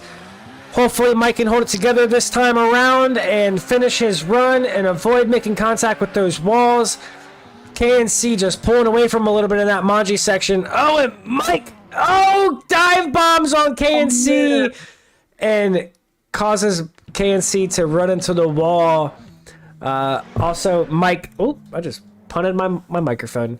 Mike did have a straight in there, which I think is what caused him to make that contact. Very unfortunate. Hate to see it, but it is what it is, man. All right. We'll see if KNC can hold it together in his chase run and avoid making contact with Mike here this time around. KNC with a good proximity to that Manji section. Probably the second closest we've seen today to that Manji section. Looks like he's playing it a little bit safe. Normally he'd be all over the door of his lead driver. Woo! Just like he was across the line. Yeah, just like he was across the line. First wall ride, I think he was playing a little bit safe, trying to avoid contact, but did very well. Very, very well in the chase position. And I do believe that is going to go his way, and I think he'll move on to round 2. Yeah. And that was the last run of round 1. So we are now moving on to round 2. I wonder if we are going to take a short break, allow the drivers to come in, get some practice, and get reacquainted with the track again if they're not utilizing the practice servers. We'll just have to wait and see. I'm sure one of the judges will hop up here with us and let us know. Yep. There's speaking of the devil. I am here with you guys. What is going on? Nothing much, man. We will be taking a 5-minute break and then running through the next round. All right, sounds good to me. There you guys have it. We're going to send you guys to a commercial break for the next 5 minutes, and we will be right back with you guys. Stay tuned, and like I said before, be sure to hit that like button and subscribe button if you enjoyed this content. We'll be right back with you guys. Thank you.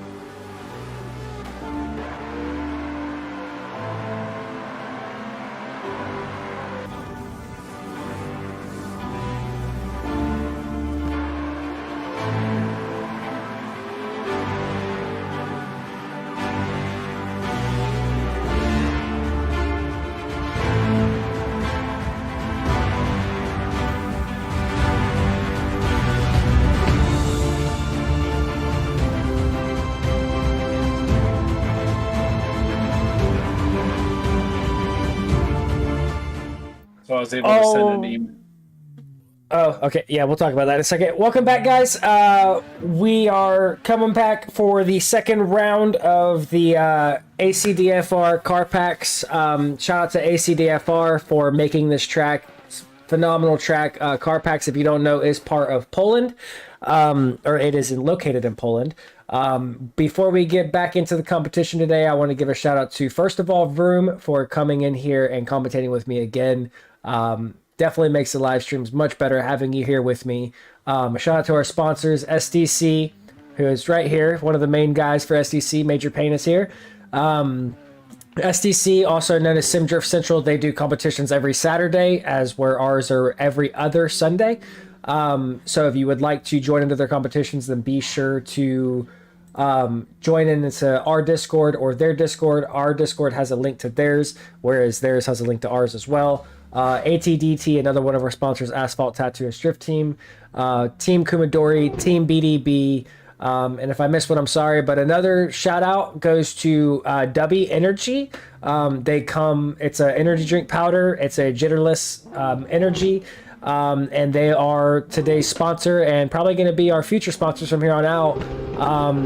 And if you would like to, and we have an incomplete right away. That's going to be a restart. But if you would like to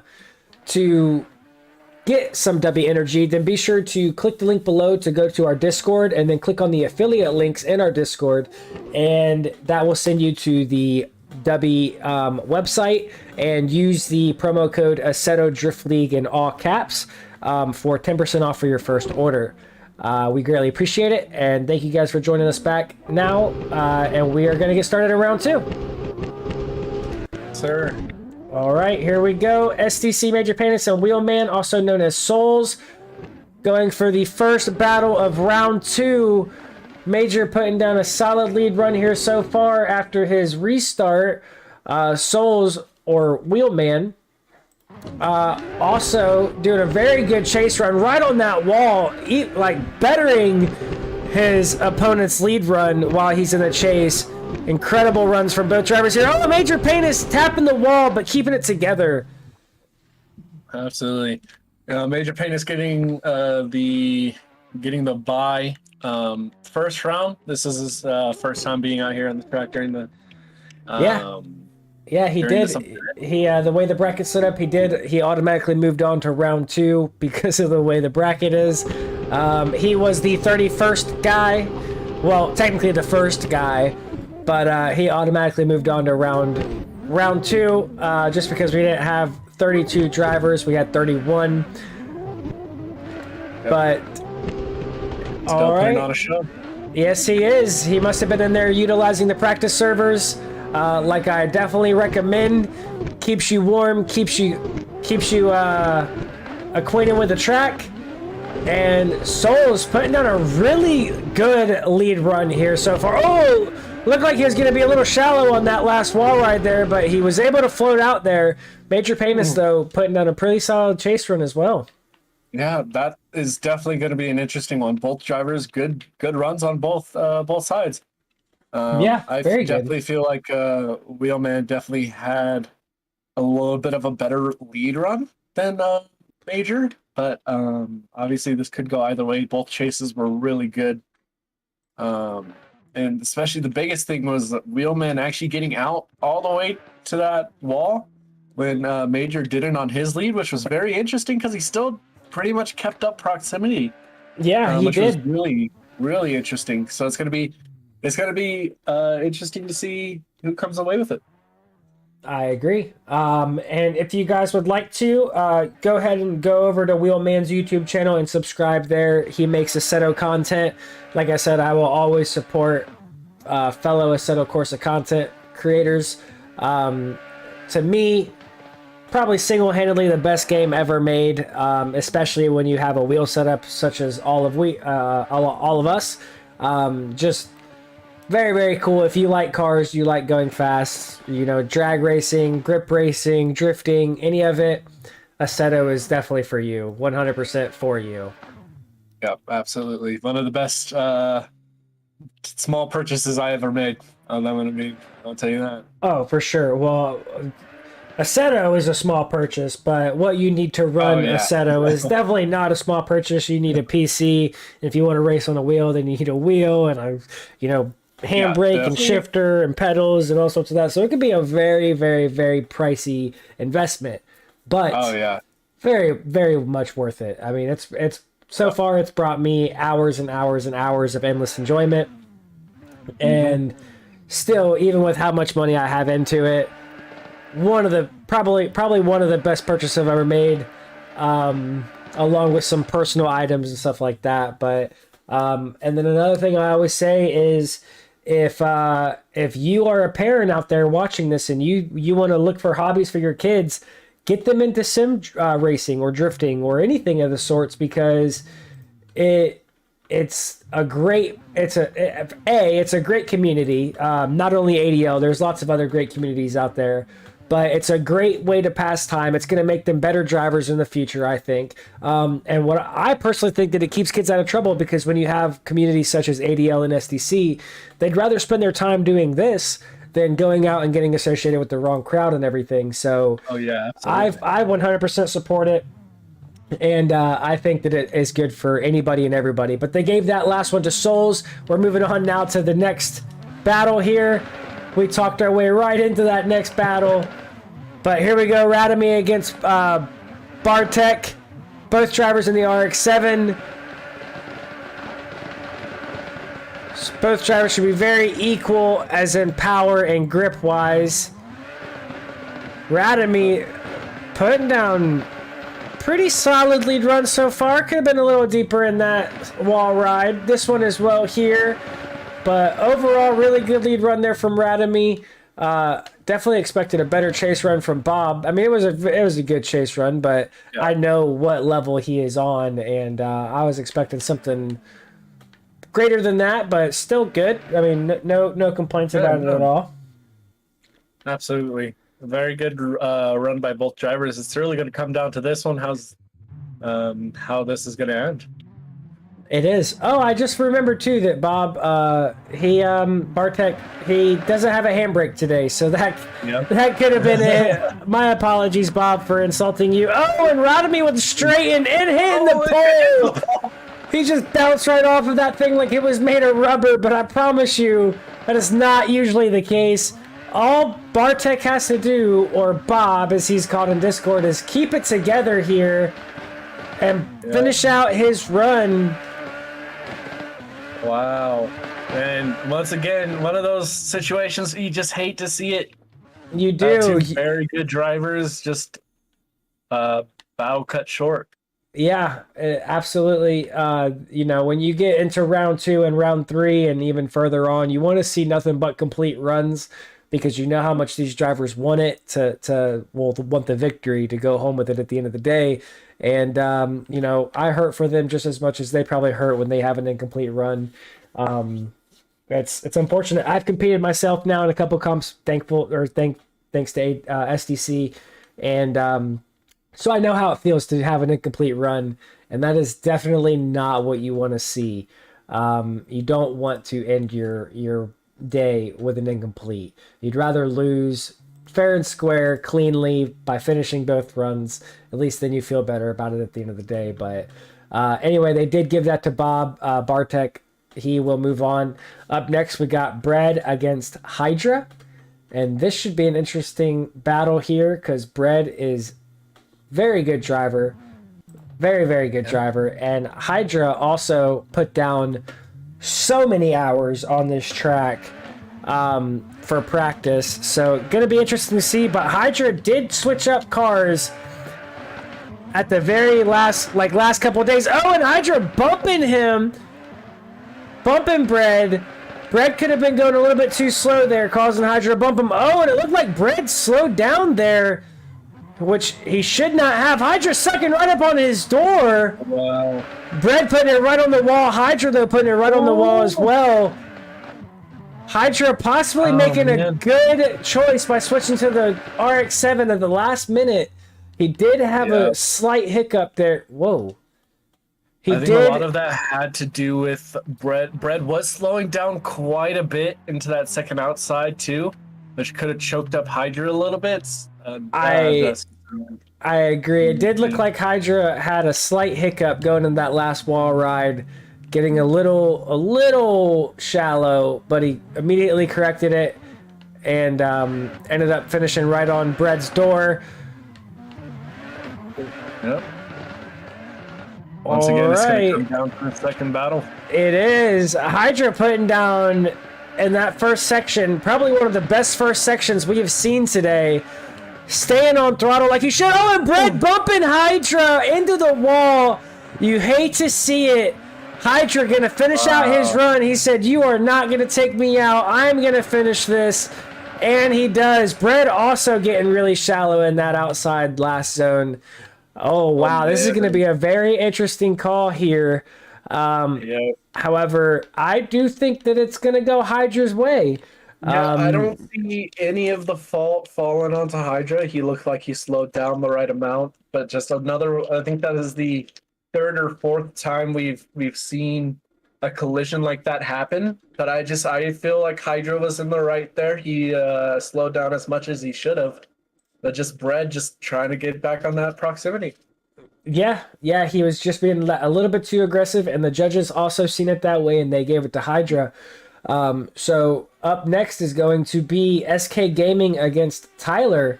Tyler having a bye run the first round. So this is going to be his first official battle against a very, very capable driver here, SK Gaming. So I cannot wait to see how this battle unfolds here. SK Gaming changing his name to Devour. I'm not sure if that's a team name or what it is, but either way, both these drivers, very, very good drivers. Both in the GT86.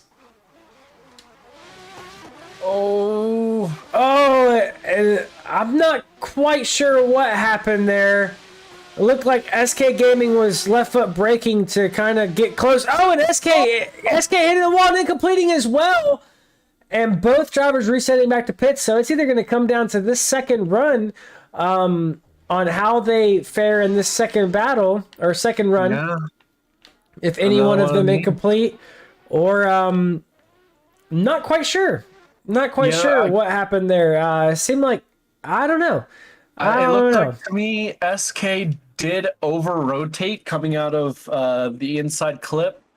Just trying to get to that second one. But she did choke up Tyler a lot. And then also just Devour SK getting a little wonky going through that power alley. Just cut his run short as he straightens up there. Yeah, he does. He definitely straightened going in that second inside clip. Tyler staying really smooth and really clean so far in his run. Wow, completely staying on throttle. SK hitting the wall and just completely demolishing his car. He is definitely going to need a tow truck. Tyler might be the first one I've seen all day today, maybe even in the last 2 weeks, where this practice server has set up, where he stayed on throttle the whole time going into that second wall or that first wall ride. Very interesting to see. I haven't seen any drivers take it that way so far. Wow, that was really cool. Big props. Like big props for sure. Yeah, big props to you, Tyler, for being so committed to the level of grip that car has. Yeah, definitely. And the big thing, and I think that's going to separate. It's going to help separate him from a lot of these other drivers in terms of speed, if he can continue to do that. Yeah, if he is able to maintain that throughout the rest of this this competition, then I think he's definitely going to pull away from people in that wall ride because, I mean, granted, SK hit the wall, but it definitely looked like he was pulling away quickly from him because he just wasn't braking nowhere near as much as the rest of the drivers do going into that first wall ride. So interesting take on that. And I can't wait to see the next round. Tyler is going to move on. He's going to advance. He got the victory there. So I can't wait to see him go against, our boy Hydra. He's going to go against Hydra in the Not the semifinals, but round 3. Yeah, grade 8. Yeah, he's gonna go into the grade 8, like you said, and I'm curious to see how that plays out against somebody that is right there with him. Gonna be interesting for sure, like you said. But up next we got SR20 Kid against DMDS Albert, and then after that will be Demoda against Rambo, and then Josh against Mr. Burns YouTube TV, and then Riley against KNC. That is gonna be an impressive battle. Riley against KNC. That is the battle. Yep. No offense to the rest of these drivers, but the Riley and KNC Giraffe battle is the one I'm looking forward to most in this, because both of them are very good drivers, and both of them are going to be pushing it to their absolute limits because they know the level of talent from the other driver. Although, actually, these last 4 battles are all going to be good. SR20 Kid against DMDS Albert, 2 great drivers. Going to be a very good battle, very heated battle. Demoda against Rambo, 2 very good drivers. Demoda has been in contention for a victory at the last 3 comps we've hosted. So going to be interesting to see that battle. And Rambo, he has 2 victories under his belt here at ADL. That's going to be an interesting battle. Josh, who is, I'm almost fairly certain, I'm not positive, he holds a pro license, and virtual drifting. I think that he's part of ESDA. I'm not positive on that, but I think he is. I know that he works with ESDA and all the other leagues as well. He's their media production guy, and he's going against Mr. Burns TV, who, if you remember correctly, put on an absolute blistering lead and chase run in his first round, and then Riley against KNC Giraffe in the last round. And the last battle, it's gonna these last 4 battles are gonna be something to marvel over. That is for sure, and I'm looking forward to them very much. Oh yeah, absolutely. All really good drivers. Yes, all very good drivers. Yeah, very something great to look forward to. Man, I had something I was going to say, but I can't remember it. All very talented drivers.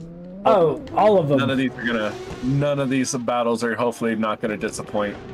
I don't think that they will. Like we were saying, all these drivers are very, very skilled, very talented drivers. I think what it's going to come down to at the end of the day is practice. How much seat time these drivers actually got on these tracks and with these cars, because these cars are not used very much in competitions. These cars are you rarely see them. And that's kind of why we decided to go with them, because these cars aren't the most popular. They're not used anymore. They were when they first came out. However, right now they're not used much anymore, and it's good to do a throwback on cars that used to be used back in the day, and see what the modern day drivers, what they're used to now, as far as how physics are and everything, what they can do with older cars. And so far they are thoroughly enjoying them. From all the guys that have a bunch of talent, they are really, really enjoying these cars. And Riley putting on a heater of a practice lap out here. Riley from Canada, he was also watching the World Cup this morning, Canada against Croatia, and he was, being from Canada, he's cheering for Canada, so he's upset that Canada lost, but he's here with us. He's here with us to support ADL. He was there earlier at the not quite sure where he was to watch Canada play, but just glad that he made it. I know that he was very indulged earlier watching the soccer game, or football game, whichever you call it. So just glad he could make it.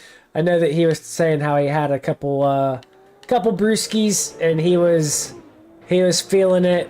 And judging by the way that he's driving today, you definitely can't tell. Yep. So definitely don't drink and drive. Just because Riley can do it doesn't mean you can too. Yeah. Drink and drive on the sim. Don't drink and drive Yeah. in real life. Yeah, no, it seems intriguing and it's a hell of a lot of fun, but don't do Yeah, it. and don't use the sim to practice your drunk driving either. ADL does not condone that, but I do like that, Rizzo. I like that idea. A drunk driving sim contest. That sounds fun. I'd participate in that. We can have a drunk driving king of the hill or something. Oh man, that would be all over the That place. sounds so fun, actually. Oh man, only the best of the best can drive drunk. Tyler said he's down. Tyler, you play in VR. That would be interesting for you. Oh man. Rizzo said he also said drunk F1 race. Oh gosh, that one's gonna. I feel like that one would be even worse than the Oh, drifting. yeah. Oh man. You know how delayed your inputs would be in an F1 car? You'd go into every sand pit, every wall, everything. Oh man, Monza would be too fun. Oh, Monza would be sick. Now we have all these comments for drunk driving racing going on. Hey, I support it. Let's do it. We'll do it all. We'll do it all. We'll have a drunk contest, a drunk drifting comp, a drunk F1 race, drunk NASCAR race, all of it. Drunk MX5 race. Hydra said the more practice you get, the better you are. Oh man. That is true. Man. Practice does make perfect, Hydra. Yep. Well, as my music teacher once said, it's not always that practice makes perfect; it's that practice makes consistency. 'Cause, you know, Yes. if you practice doing the wrong thing, you're gonna get good at doing the wrong thing. That's right. That's exactly right. Like drunk driving, you know, you can get good at it. Doesn't mean you should do it. No, not at all. Nope. Yep. All right, it Oh, looks like man. our first two are at the line. SR20 Kid against Albert. Yep. SR20 Thankfully. Kid, RX-7, Albert, and the GT86. Let's see what these two drivers can pull off here in their battle. Oh, and Albert bumping SR20 Kid. Not really affecting him much, though. Kinda, if anything, looked like he helped him. Yep. Albert needs to get the proximity going for him. SR20 Kid just pulling away from him in that RX-7. Albert getting a little bit of proximity back. SR20 Kid putting his bumper right in the wall. Wow. Really putting down a good lead run here. SR20 Kid is. Wow. All right, you know what? You can have your blacklist spot, SR20 Kid. I don't think I deserve it anymore after that run. I think that's all you, bud. Definitely a very skilled driver. You know, it's honestly kind of a blessing for him that he was able to get that one more time and come back out here. Oh, for in this sure. next round. He's For definitely sure. a very talented driver, and it's so good to see him still in it. I'm also glad his name isn't Albert. Give you that much. Yeah. Here we go. Oh, Albert hitting the wall, incompleting. You really hate to see it.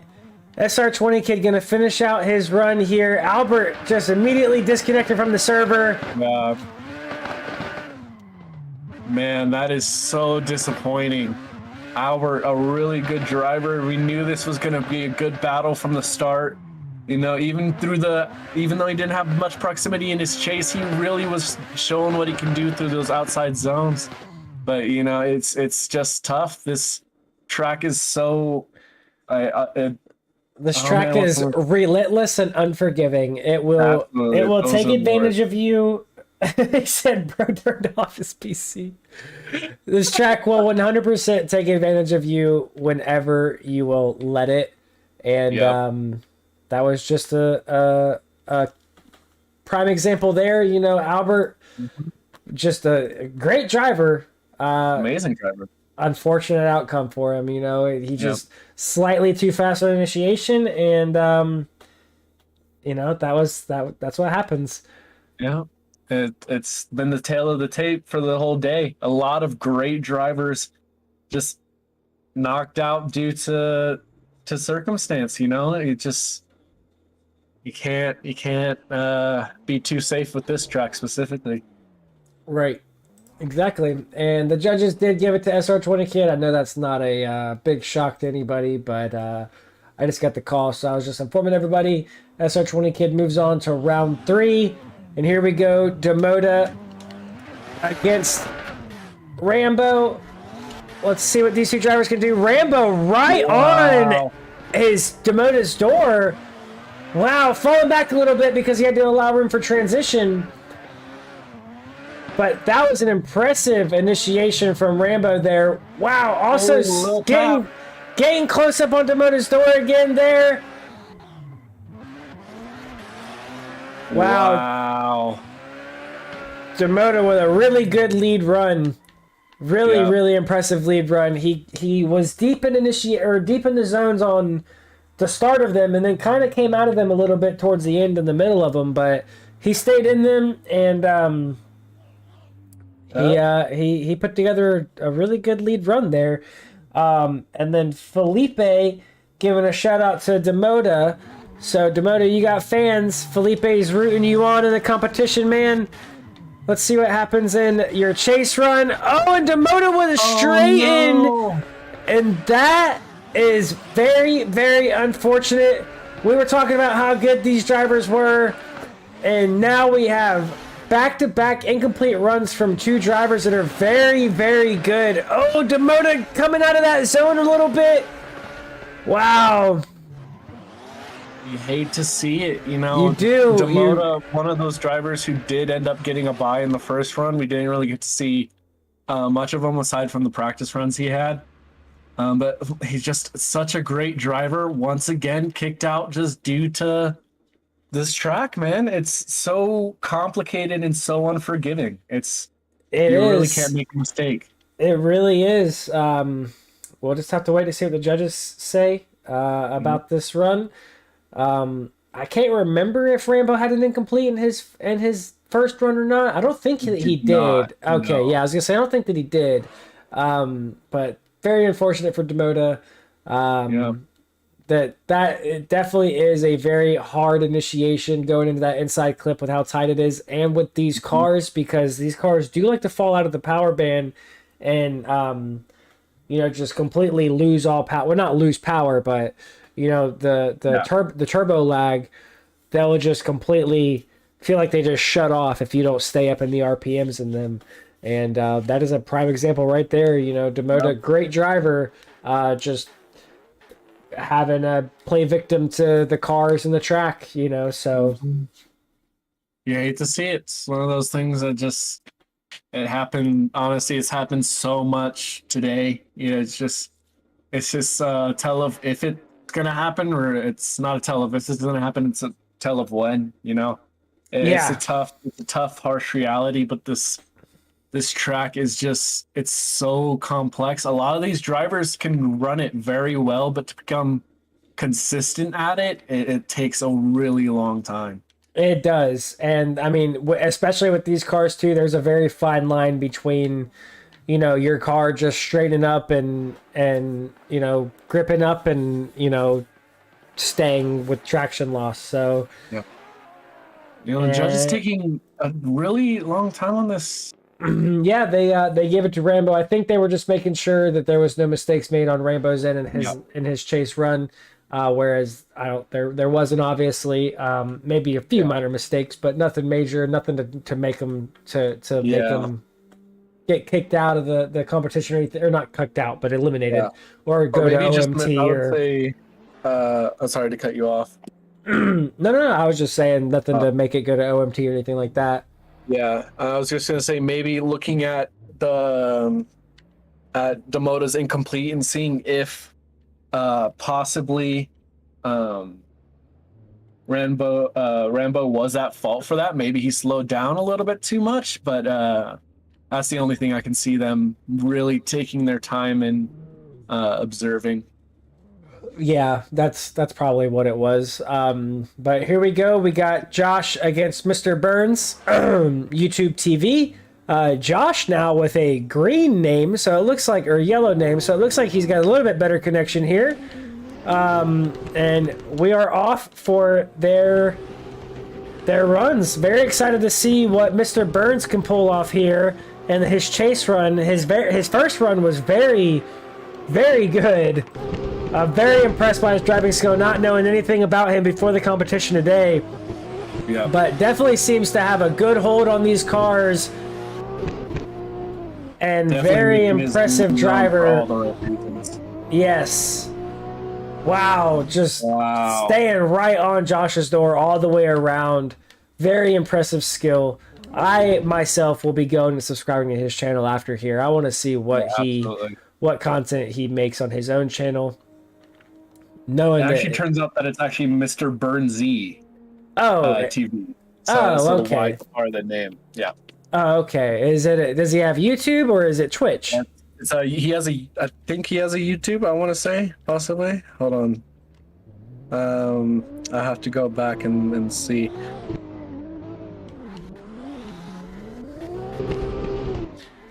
All right. Well, here they go again for their second run of their battle.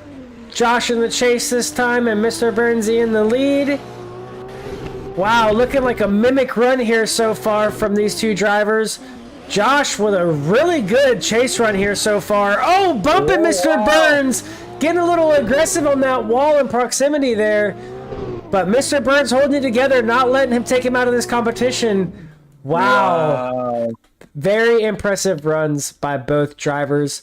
Honestly, wouldn't be surprised to see it go to an OMT unless the judges are feeling like they need to nitpick every little thing here because these drivers are just too good, which is what I'm assuming they're going to do. They're going to nitpick every little thing and, pick at every little detail of their runs to make sure that they are making the right call. But wow, impressive driving from both guys there. Yep. So he does have Mr. Burns. He does have a YouTube. It's Mr. Space Burnsy. All right. Well, I will definitely be going over there and checking him out and subscribing. I want to see what content this guy makes. Definitely hope that he comes back in future comps. He's a driver for sure. Mm-hmm. And he also has a Twitch as well. He has both.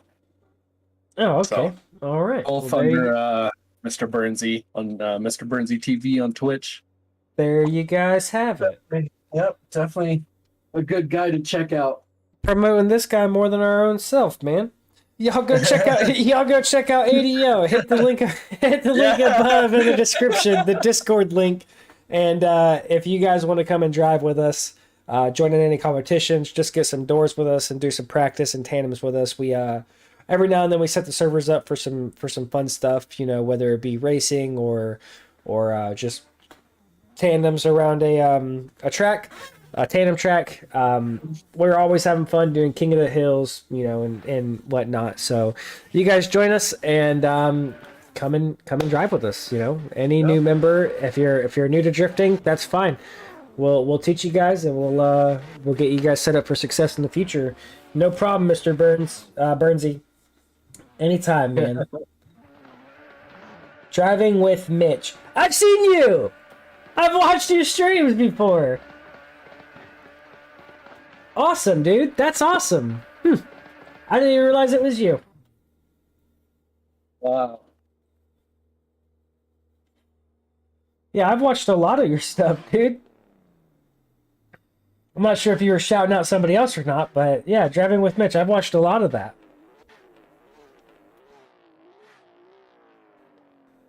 Oh, okay. All right, awesome, man. Well, glad you're here, dude. Yeah, like I said before, I've watched a lot of your stuff, and you're definitely a very, very good driver. I enjoy watching all the content you release. Actually, if I was to go out to YouTube on my TV right now, one of your videos might come up in the recommended.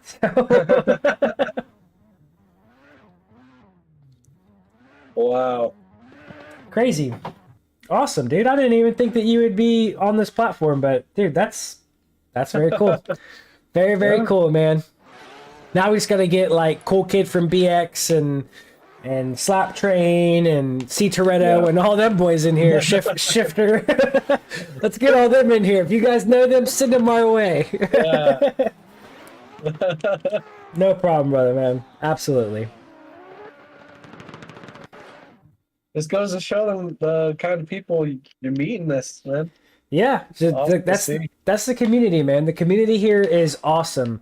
That's one thing I will say. Like, there are some pretty toxic communities in Assetto. I'm not even gonna lie, you know, and act like there's not. But for the most part, the drifting community, all the guys are just nothing but love. And they gave it to Mr. Burns. Congratulations, man. You move on to round 3. But yeah, for the most part, it's nothing but love. You know, we love helping out any communities, small or big, as much as we can, and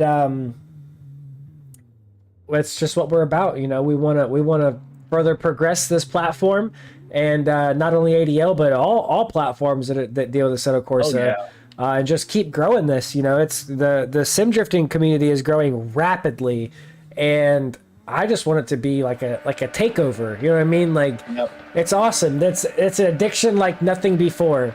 And here we go. We got Riley against KNC Giraffe now. Yeah. You guys be on the edge of you guys are going to be on the edge of your seats, hopefully, for this battle here, unless they decide to push it too hard. But I'm expecting great things from both these drivers. Oh, KNC with a little bit of a mistake there.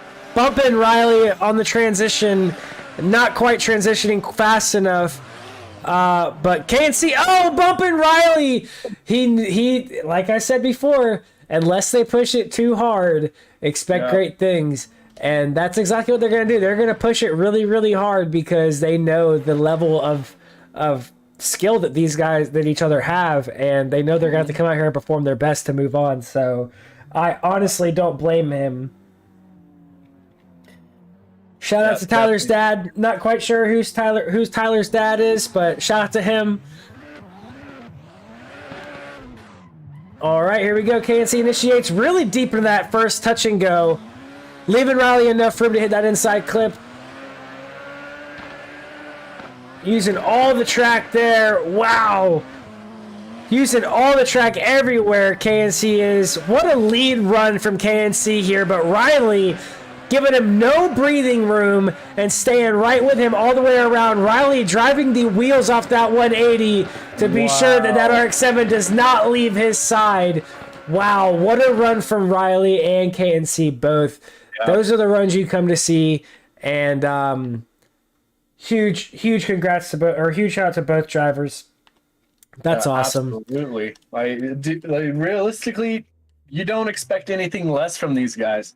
No, you don't. Amazing drivers, and nothing can be said about either of them. You know, Riley has earned a nickname with a couple of us guys in ADL. I like to call him Naomi Nakamura, just because of the way he drives.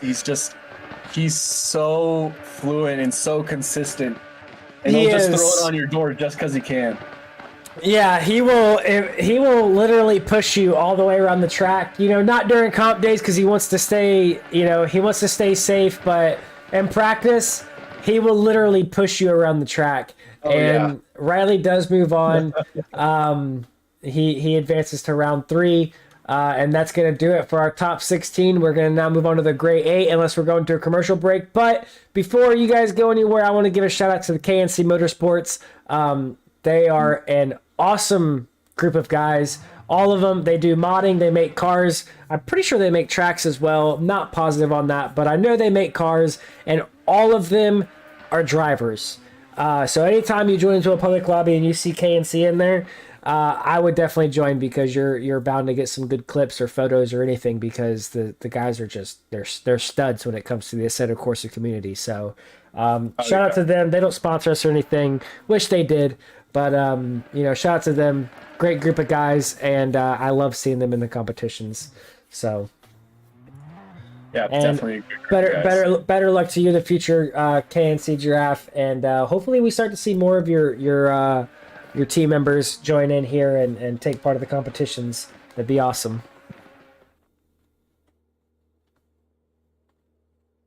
All right, so it seems we haven't gotten confirmation of that we're gonna take a break. So I'm gonna assume that. Well, I see a bunch of drivers joining in the server right now. So what I'm thinking is they're going to have the last 8 come in, and probably allow them to do some practice.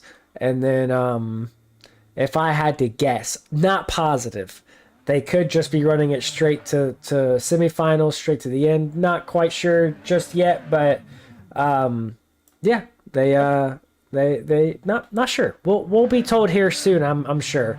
But it does seem like all the drivers are going out for practice. Haven't heard anything back from the judges yet, as far as taking a break or not. Either way, I'm fine. I don't need a break. This comp has been going on now for some odd hours. Let's see exactly. It's been going on for 2 hours and 24 minutes. So not an extremely long comp, you know. It's a little long, but it's going by just as quick as the rest of them do. But I do know that the grade 8 from here on out, round 3 to the finals, does move rather quickly. Yep. So, Right, guys. So we are gonna give them a couple of minutes just to get a little bit of practice. You know, it's kind of like a difficult track, and we want to see some really good driving. So we're gonna give them 5 minutes. Okay. So they can get the practice on, and then from there on, we'll just be moving all the way to the finals. all right. Well, you guys heard it straight from the horse's mouth. We're going to take a quick 5-minute break. We're going to send you guys a commercial break. And then when you guys rejoin us back, we're going to go straight to the final, straight to the end. And we hope to see you guys when we return in 5 minutes. Thank you guys again for watching. And we will see you guys shortly.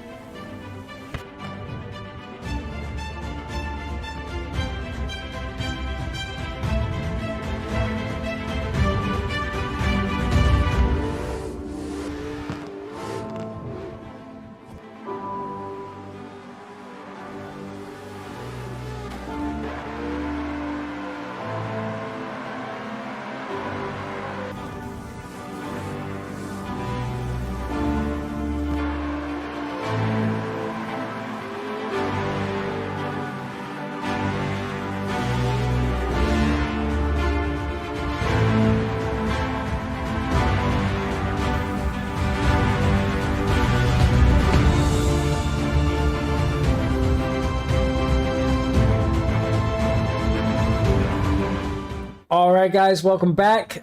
We are going to go ahead and move on to the grade 8, and we are going to go ahead and finish out the competition from here.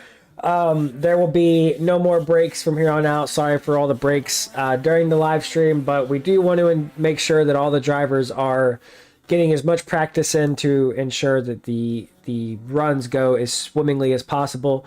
So we are going to get going here right now. We got Souls or Wheelman against Bartek for the first battle.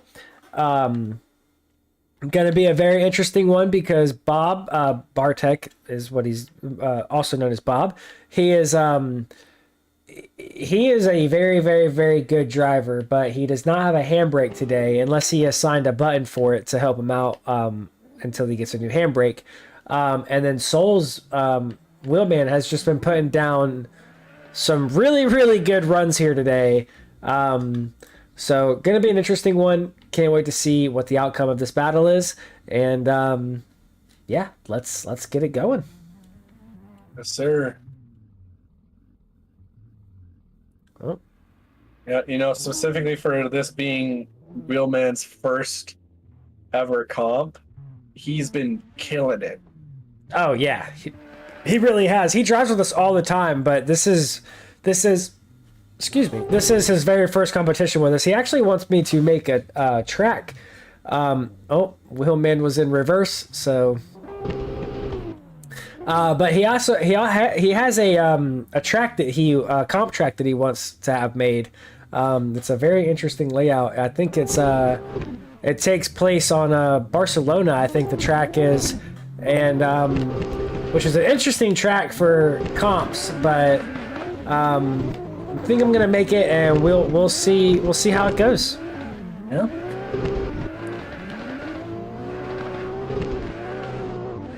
All right, Souls so far. Wheelman putting down a really good lead run here. Bob sucking up tight to him, just like a magnet coming up on that door.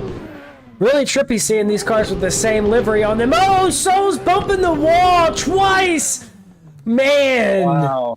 I'm surprised he was able to get across the line. I am too. I wonder if that's gonna like kind of even out as far as like mistakes made, because I know that Bob. He fell back a little bit and had to miss a lot of the zone in order to catch back up to him. So I wonder how the judges are going to judge that one. Yep, it's just going to have to come down to this realistically. Yeah, it depends on who has a smoother run here.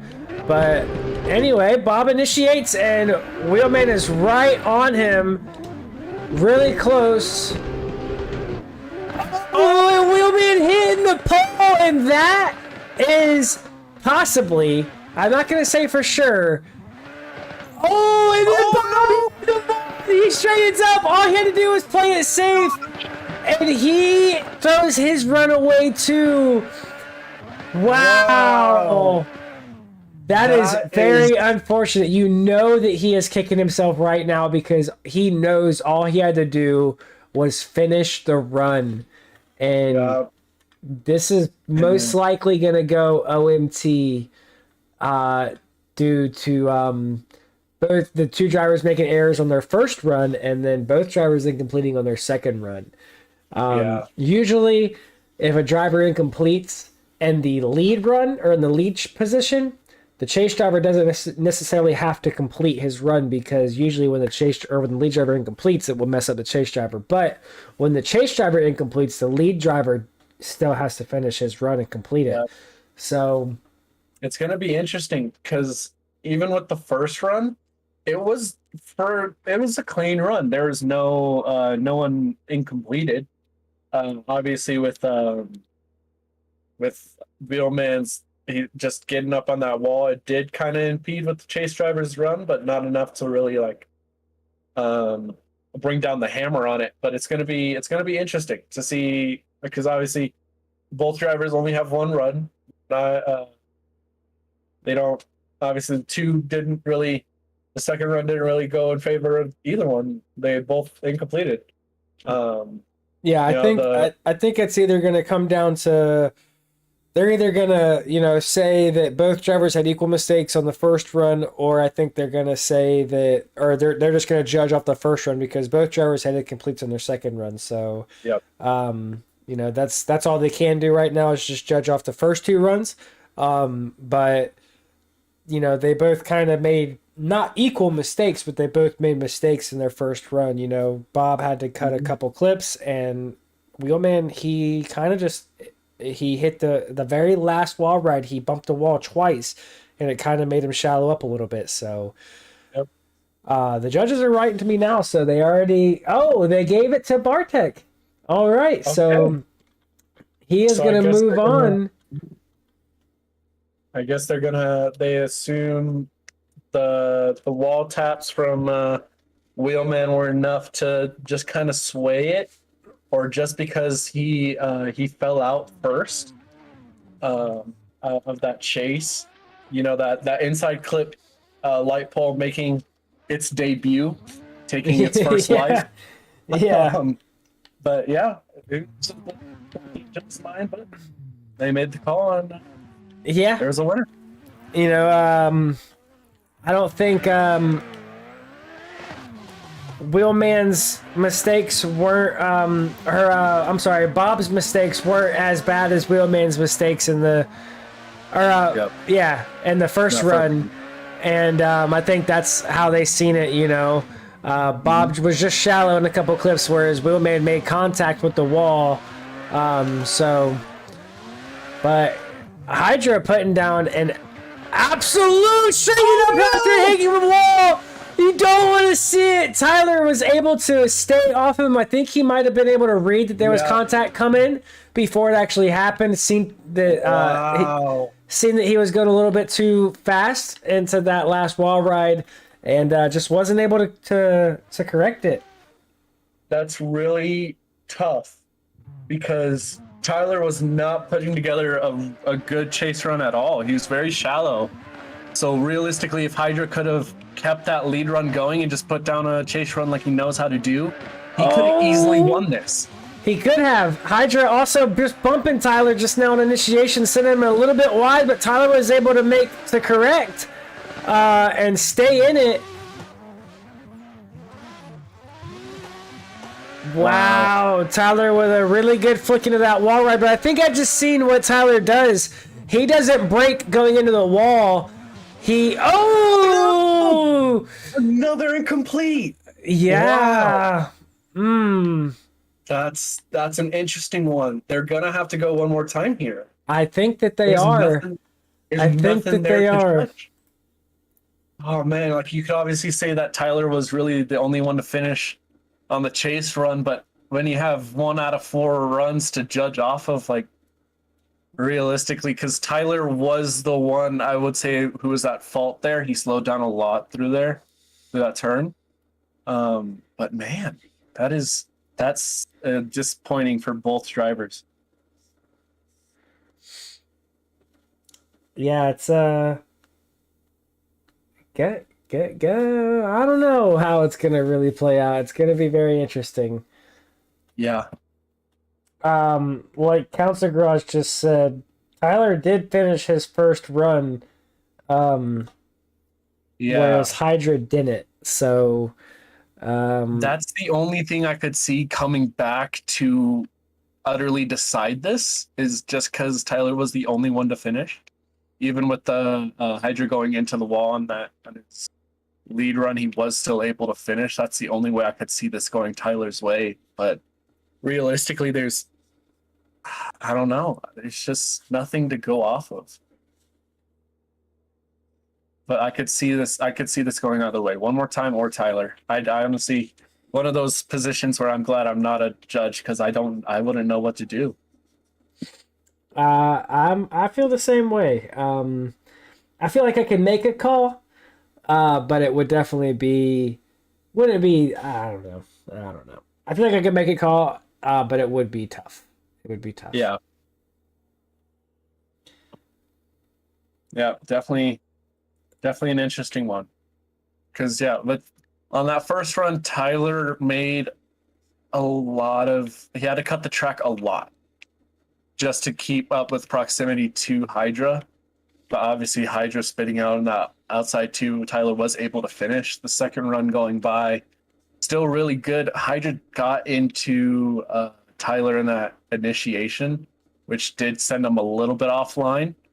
But obviously, just going into that first outside, I believe that's where the run died off. I can't remember if it was 1 or 2, but yeah, it's interesting. Yeah, they so they gave it to Tyler. I think they were just making sure that he didn't have any incompletes or anything like that during his run, which is why they deliberated for so long. But yeah, they ended up giving it to Tyler. He's going to move on. Unfortunate for Hydra, he is out of the competition. But up next, we got SR20 Kid against Rambo, and then after that, we have Mr. Burnsy TV against Riley. Yep. Another one of those battles that you're going to want to be here for. Oh, absolutely. You are not going to want to miss. Oh, SR20 Kid bumping the wall on initiation. That is not what you want to see from him. Very unfortunate. I mean, he held it together. I don't think that he straightened up enough to qualify as incomplete, but still not what you want to see. Huge mistake on his end. Yeah, definitely interesting. Getting into the wall there again, just a little bit of a tap. But wow, that is something you don't want to see.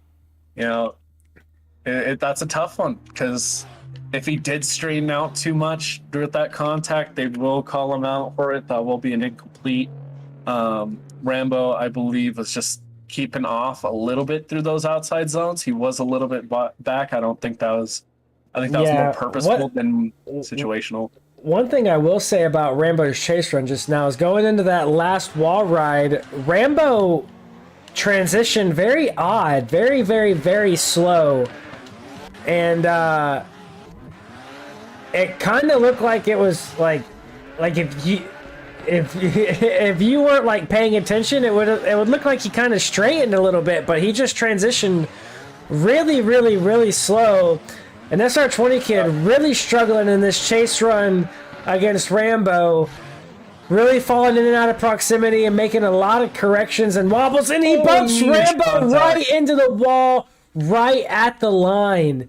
Yeah, wow. I think that's going to be the nail in the coffin there. You hate to see a battle go on like that, but man, it obviously all depends on if SR20 did straighten out with that wall contact, and it does seem that he did leave, so I'm pretty sure he knows he already lost that. But they gave it to Rambo. He's gonna move on. No. SR20 Kid just way too many mistakes, and also an incomplete on his end. So very unfortunate, especially since we're in the grade 8. You don't want to see those types of runs go down. But hey, a lot of pressure on these drivers today. Especially for the returning drivers, they really want to secure a victory on their end, and trying to get as close as they can and put down the best runs that they can today. And as we're seeing right here. Yeah, and these cars are just very hard to control around these tracks.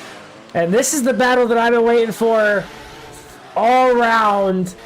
And this is exactly why Riley and Mr. Burnsy putting down heaters of runs up until that last wall ride. Both of them sliding into that wall, making contact with it, and both kind of like mimicking each other as far as bouncing off and to the finish line.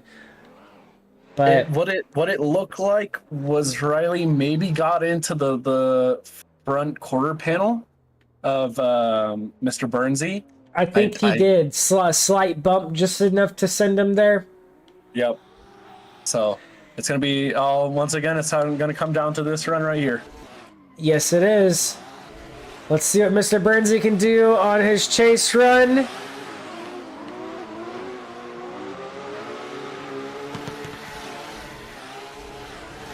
Wow. Riley's putting down a really good lead run here, but Mr. Burnsy mimicking him all the way around the track, sucking up tight. That's what happens when you have a smooth driver in the lead, just allowing you to get as close as you can. Wow, Mr. Burnsy with an incredible chase there. So I think what it's going to come down to, realistically, is what exactly happened on that last wall ride. Going right before the finish line. I think that's what it's going to come down to. Yep, absolutely. You know, it could go either way. Realistically, I do see this going in Mr. Burnsy's favor, just because at face value, it looked like Riley did send it in there a little bit more than he was probably expecting to, and almost overtook him, but by hitting that front corner panel. But it could also be that Mr. Burnsy may have slowed down a little bit more than he was supposed to. Obviously, at face value, you don't really see what the judges see, but it will definitely be interesting. It will be interesting. They are already writing back to me now. Oh, and they gave it to Burnsy, so that is going to do it for Riley. Unfortunate for him. He is out. Doesn't even get a chance to compete for third place today, even though he put on a tremendous showcase of talent today. Very, very unfortunate. But I'm sure that he will secure a victory one of these days, as he is well deserving of it. But we definitely have a very good top four competing for a victory today. We got Bartek against Tyler. Then we have Rambo against Mr. Burnsy. And then the ones who are eliminated from these next battles will compete for third place as well. So we have 4 more battles left in today's competition. And that is unless we have some OMTs or anything of that nature. But we will see. Only time will tell. Thank you, Drift Bros. I greatly appreciate that. It is actually myself, the one controlling the drone cam, so it means a lot to me. I appreciate it. This track is very awkward. Very hard to maneuver the camera around, so I appreciate that. It was a struggle city at first, so the buildings and the tree lines were definitely yeah, they were playing they were playing in effect to the camera, so had to figure out, the more the runs went on, had to figure out where everything was at. So now I'm doing a little bit better job of avoiding it. And I appreciate that, man. Thanks a lot. All right. Well, this should be a very exciting top 4. I'm not sure if they're going to allow the drivers to get any practice runs in, seeing as they just went not that long ago. It's usually how it works is they won't, once we'll do practice runs up until round 3. And then once we hit semifinals, you don't really get any more practice runs because, there are practice servers set up, on one side, and then on the other hand, you just went essentially, just a few minutes ago. So, all right, and they're pulling up to the line here. All right, and that seems like it is going to be the case. We got Bob against Tyler in the first round of the semifinals. And who is going to be the one to take it? Bob with no handbrake today, or Tyler, who has a very interesting approach into that wall ride. Camera lagged a little bit there. That's unfortunate. Sorry for that. Tyler with a little bump. And falling back a little bit. Let's see if he can catch back up. That RX-7 is really fast.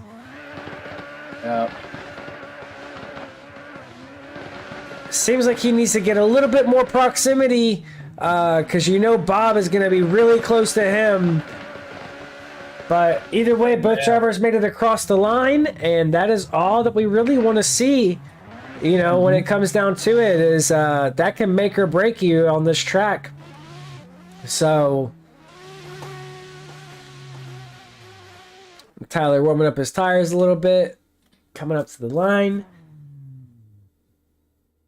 All going to come down to this. Tyler's got lots of fans in the chat right now. Well, not lots because we only got 25 people watching, but He's got enough fans. He's got more fans than everybody else in the chat right now. So let's see what he can pull together for his lead run. Oh, a little bit of wall bump there. Was able to hold it together. Wow. Bob getting right on his door there. Oh, Tyler going a little shallow through here. Not quite out to the wall. Bob bumping him. Bob being a little bit of a bully through there, and Bob really shallow through that last wall ride. Wow, this is going to be interesting to call here because Tyler was a little shallow on some of his clips in his chase run and had some corrections, whereas Bob just completely 100% missed an entire clip or an entire zone. So,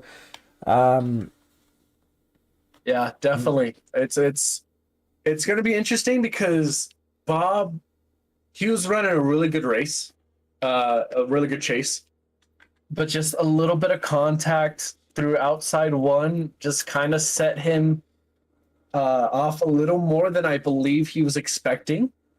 And so that kind of threw him almost to straighten out. So just trying to get back in enough angle to be able to get through outside two definitely was the one thing to throw him off the most, I feel. But it's definitely gonna be judge's decision here. I don't know what to say. yeah, it's I'm not quite sure what the call is going to be completely honest, because where Tyler lacked on proximity, Bob made up for it, but Tyler did have a little bit better line in the chase. They gave it to Bob. Wow, I was right. fully expecting an OMT. That's an interesting call. You know, I'm not gonna, Because something I saw from my point of view was through initiation, it almost looked like Tyler had a double initiation. I don't know if that was more blatant with your view, but what I saw was that it almost looked like he straightened back up to go through the touch and go. I thought that I seen that as well. I just wasn't positive on it, so I didn't want to comment on it. But I will also say too that Tyler did bump Bob on his chase initiation, so that could have also came into a factor in the judging call. So, Yep. you know, some of the chat right now is really pissed, but you know, that was the call made. You know, I'm sure they went over it a few times. Mr. Burns just completely taking out Rambo on initiation. Very interesting. Not quite sure how that happened. There's a little bit of talk going on through the comp chat about SR20 and Rambo. SR20 saying he was a little bit slower than a lot of the other cars. I don't know if that's something that had to do within the initiation, that he may have slowed a little bit more than he was supposed to. He looked like he had a pretty good initiation, but honestly. So fun fact about Rambo, everybody always says that Rambo is incredibly slow in the lead position. Now, I don't know if he just has the car tuned to where it just doesn't grip, or if he's left foot braking all the way on the track. If he was left foot braking, you'd be able to see it. You know, I don't think he's left foot braking. I just think that he has a tune in the car that is not quite as grippy as Lester there moving the semaphore going over the cones. So I'm not sure if he just doesn't have just a grippy tune or what, but he doesn't seem to have an issue in the chase position, which is interesting, so I'm not quite positive, I don't really have an answer for that. So, but Rambo did miss that outside zone completely there, but see, he's able to stay right on the door of his competitors, and so it's not like he doesn't have grip. I honestly don't know what it is. Rambo everybody complains that he is super slow in the lead position, and I honestly, for the life of me, don't know why. I don't Yeah. know why. I have not been able to figure out to this day. Nor has anybody else. But it is a huge complaint in the ADL community that Rambo is incredibly slow in the lead position, and don't know why. I don't know why. He's not braking. Maybe he's just not at full throttle or something. I'm not quite sure. He's not using as much throttle as everybody else is. Don't know, but I do know that he has no problem, like you just seen, staying uptight to the drivers that he's against. So I don't know. I really don't know. Yeah. Honestly, it's going to come down to. They gave it to Rambo, so Rambo's going to move on to the finals. Probably because Mr. Burns, just sent it into his door on initiation on the chase. So that is going to do it for the final four. Now we're going to move on to our bronze place match of Tyler and Mr. Burns. And then we are going to go to the final match of Bartek against Rambo. Definitely, all these drivers really good. And any way that they match up, it's going to be a good one. Yes, it is. And they're off. All right, let's see what these boys can do for the third place battle. Tyler against Mr. Burns. Tyler in the GT86, Mr. Burns in the 180SX. Mr. Burns getting right up close to him in that section there. Falling a little bit behind, but coming back up tight. Tyler with a little bit of a stumble into that wall ride.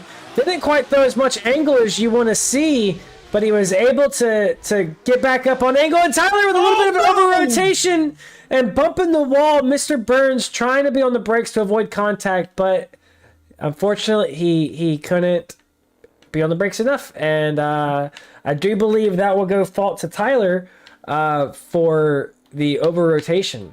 He was just sending a little bit too hard into that last wall ride. So yeah, you hate to see it. Rizzo said, no, that's what it looked like to me, just at first glance.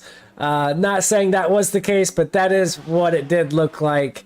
But here we go. Mr. Burns in the lead now against Tyler.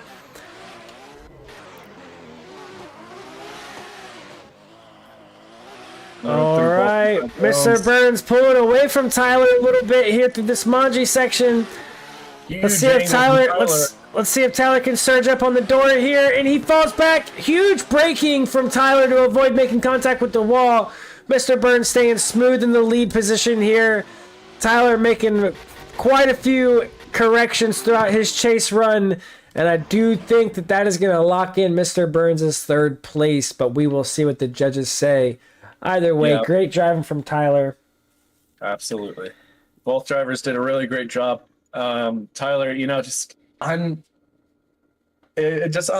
that over rotation into zone two on his lead run. Obviously, I see a lot of fault going his way, but he's a really good driver. He doesn't get the props that he deserves a lot of the time. He's a really, really good driver. Oh yeah, for sure. And he secured a fourth place victory today, or fourth place position today. Mr. Burns did in fact get third place. He did win over Tyler. But this is the battle that everybody came to see. This is the first place battle. We have Bartek against Rambo, and this is Rambo's fourth or fifth time now in a battle for first place here at ADL. Gonna be interesting to see what he can pull out here. Looked like he might have strained a little bit there right at the beginning of the Manji section. Lunging hard. Oh, and Rambo making contact with Bob, sending Bob into the wall. Not quite sure if Bob slowed too much or was, I think he did. Just because oh man, I need to get my words out here. He got massive angle through that second outside zone, through that power alley, and it slowed him a bunch going into that outside one. And so I feel like that will go fault on Bob. I mean, we'll see. You know, Bob was coming in really hot. Rambo making contact with the wall, just over-rotating, holding it together somehow, able to keep it on the track. Wow. Bob keeping really close to Rambo here. Oh, and getting right up on him and making contact with the wall, both drivers. I don't know if that was Bob making contact with Rambo, putting Rambo in the wall, or if that was just what that was. Not quite sure. Wow. I can't make a decision. I can't make a decision either. If I was a judge, I would say, listen, we can't let that be the ending battle. You guys go out there and you guys put on a better display of talent, because you guys are here in the finals and you're not driving like it.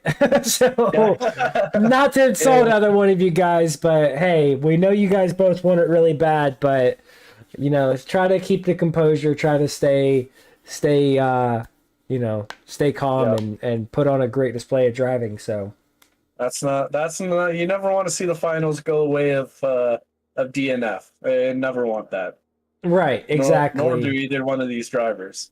Exactly. The only thing I will say is, you know, Rambo did make contact with Bob on the first run, and he also made contact with the wall, making Bob slow down a bunch on the initiation. So Rambo with two huge mistakes, you know, whether they want to call it shared faults or not, for the contact between Bob and Rambo. I will say though, Rambo was coming in little too hot into that wall ride, you know, so and then also I don't want to say it happened, but it definitely looked like it could have been a possibility. After Rambo hit enter 2 on his chase, it did look like he was straight for a little bit longer than we'd like to see. You know, after that when he was going to transition. So That's another thing. Yeah. Not quite sure, but we will see what the judges say. But I wouldn't be surprised with an OMT here from the judges. No. It's very intriguing because both drivers in both runs both made contact in the same area, that outside zone 1, and so maybe that just because. What it's showing me is that both drivers take that differently. I don't think it's a thing of slowing too much. I think it's just, or maybe that just may be it. Both drivers slowed more than they're supposed to. But who knows?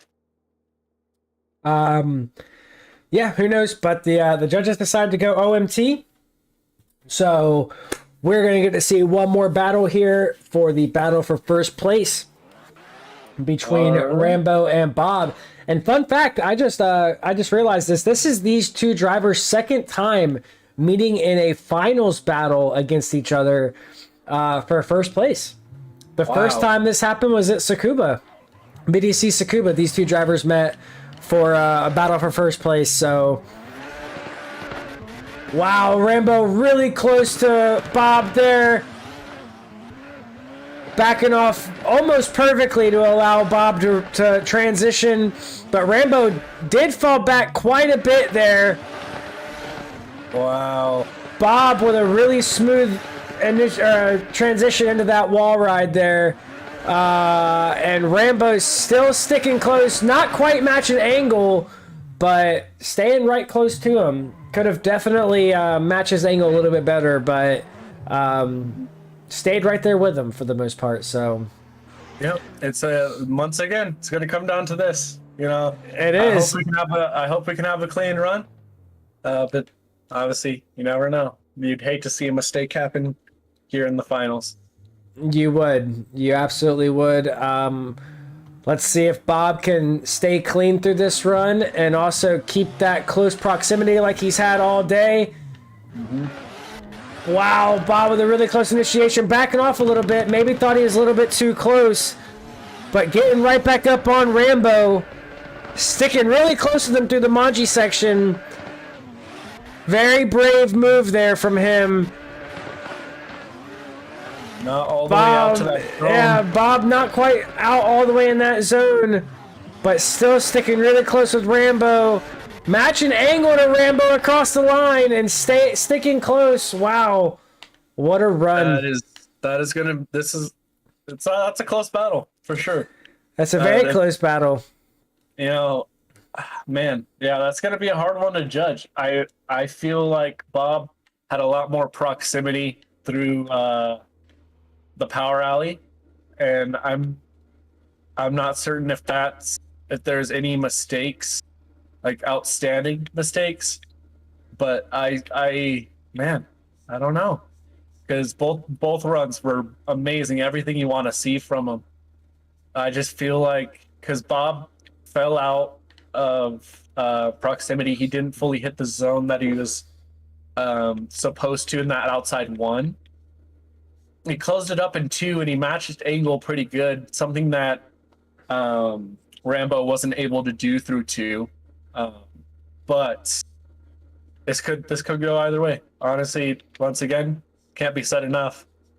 I'm so glad I'm not a judge. Yeah, I am too. The only thing that I really noticed between the two drivers is Bob definitely had closer proximity duration throughout the run, whereas Rambo was deeper on the wall runs than Bob was. Well, at least the first wall run, he was deeper into the wall, or closer to the wall than Bob was. But either way, going to be an interesting call either way, and I think either driver is deserving of it, to be completely honest. Absolutely. But you know, if it either way, if it goes Rambo's way, it'll be his 3rd win at ADL, and if it goes Bob's way, then it will be his very first victory here at ADL. And you know, I'll be very proud of either driver that it goes to.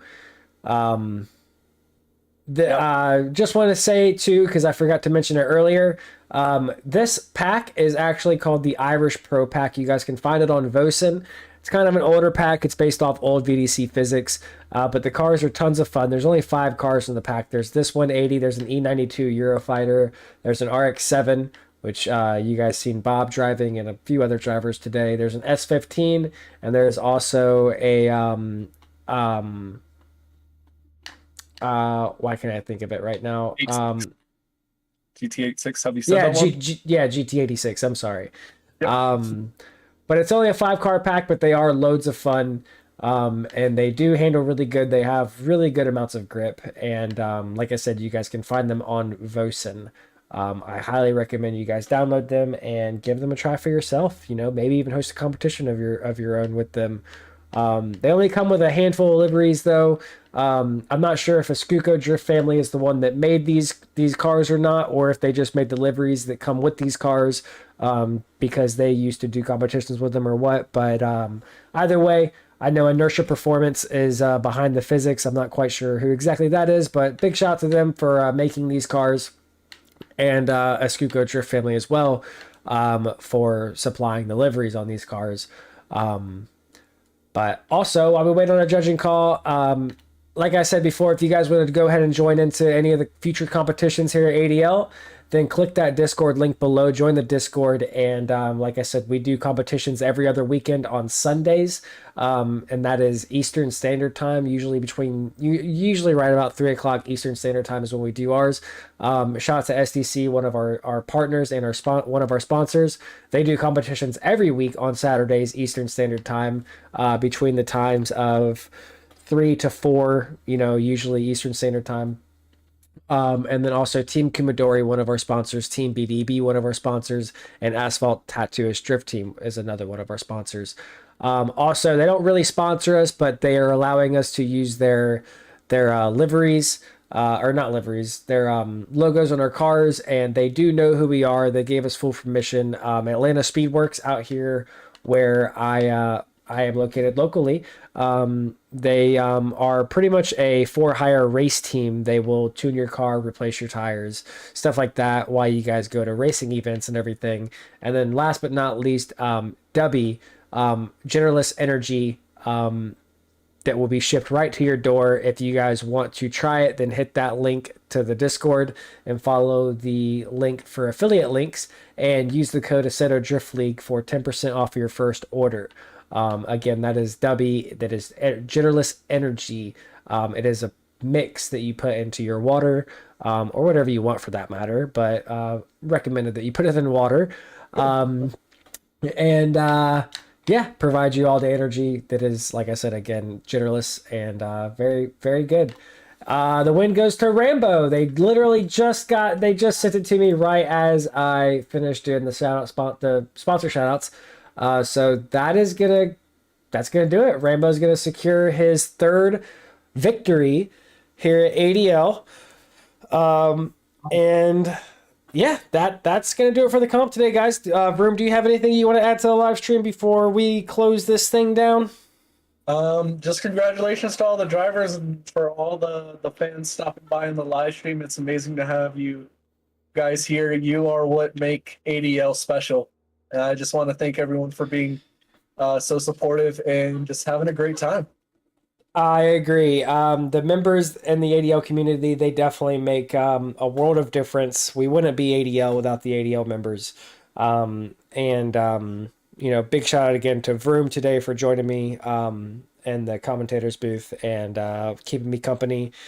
And yet again, one in the books, another great comp in the books, and I definitely look forward to the next track. If you guys want to join us for any future comps, then like and subscribe to the channel and hit that bell notification so that way you will be notified as soon as we start our next live video. But again, thank you guys for joining us, and we will see you guys next time. Thank you guys so much. Peace. We love all you guys. Bye.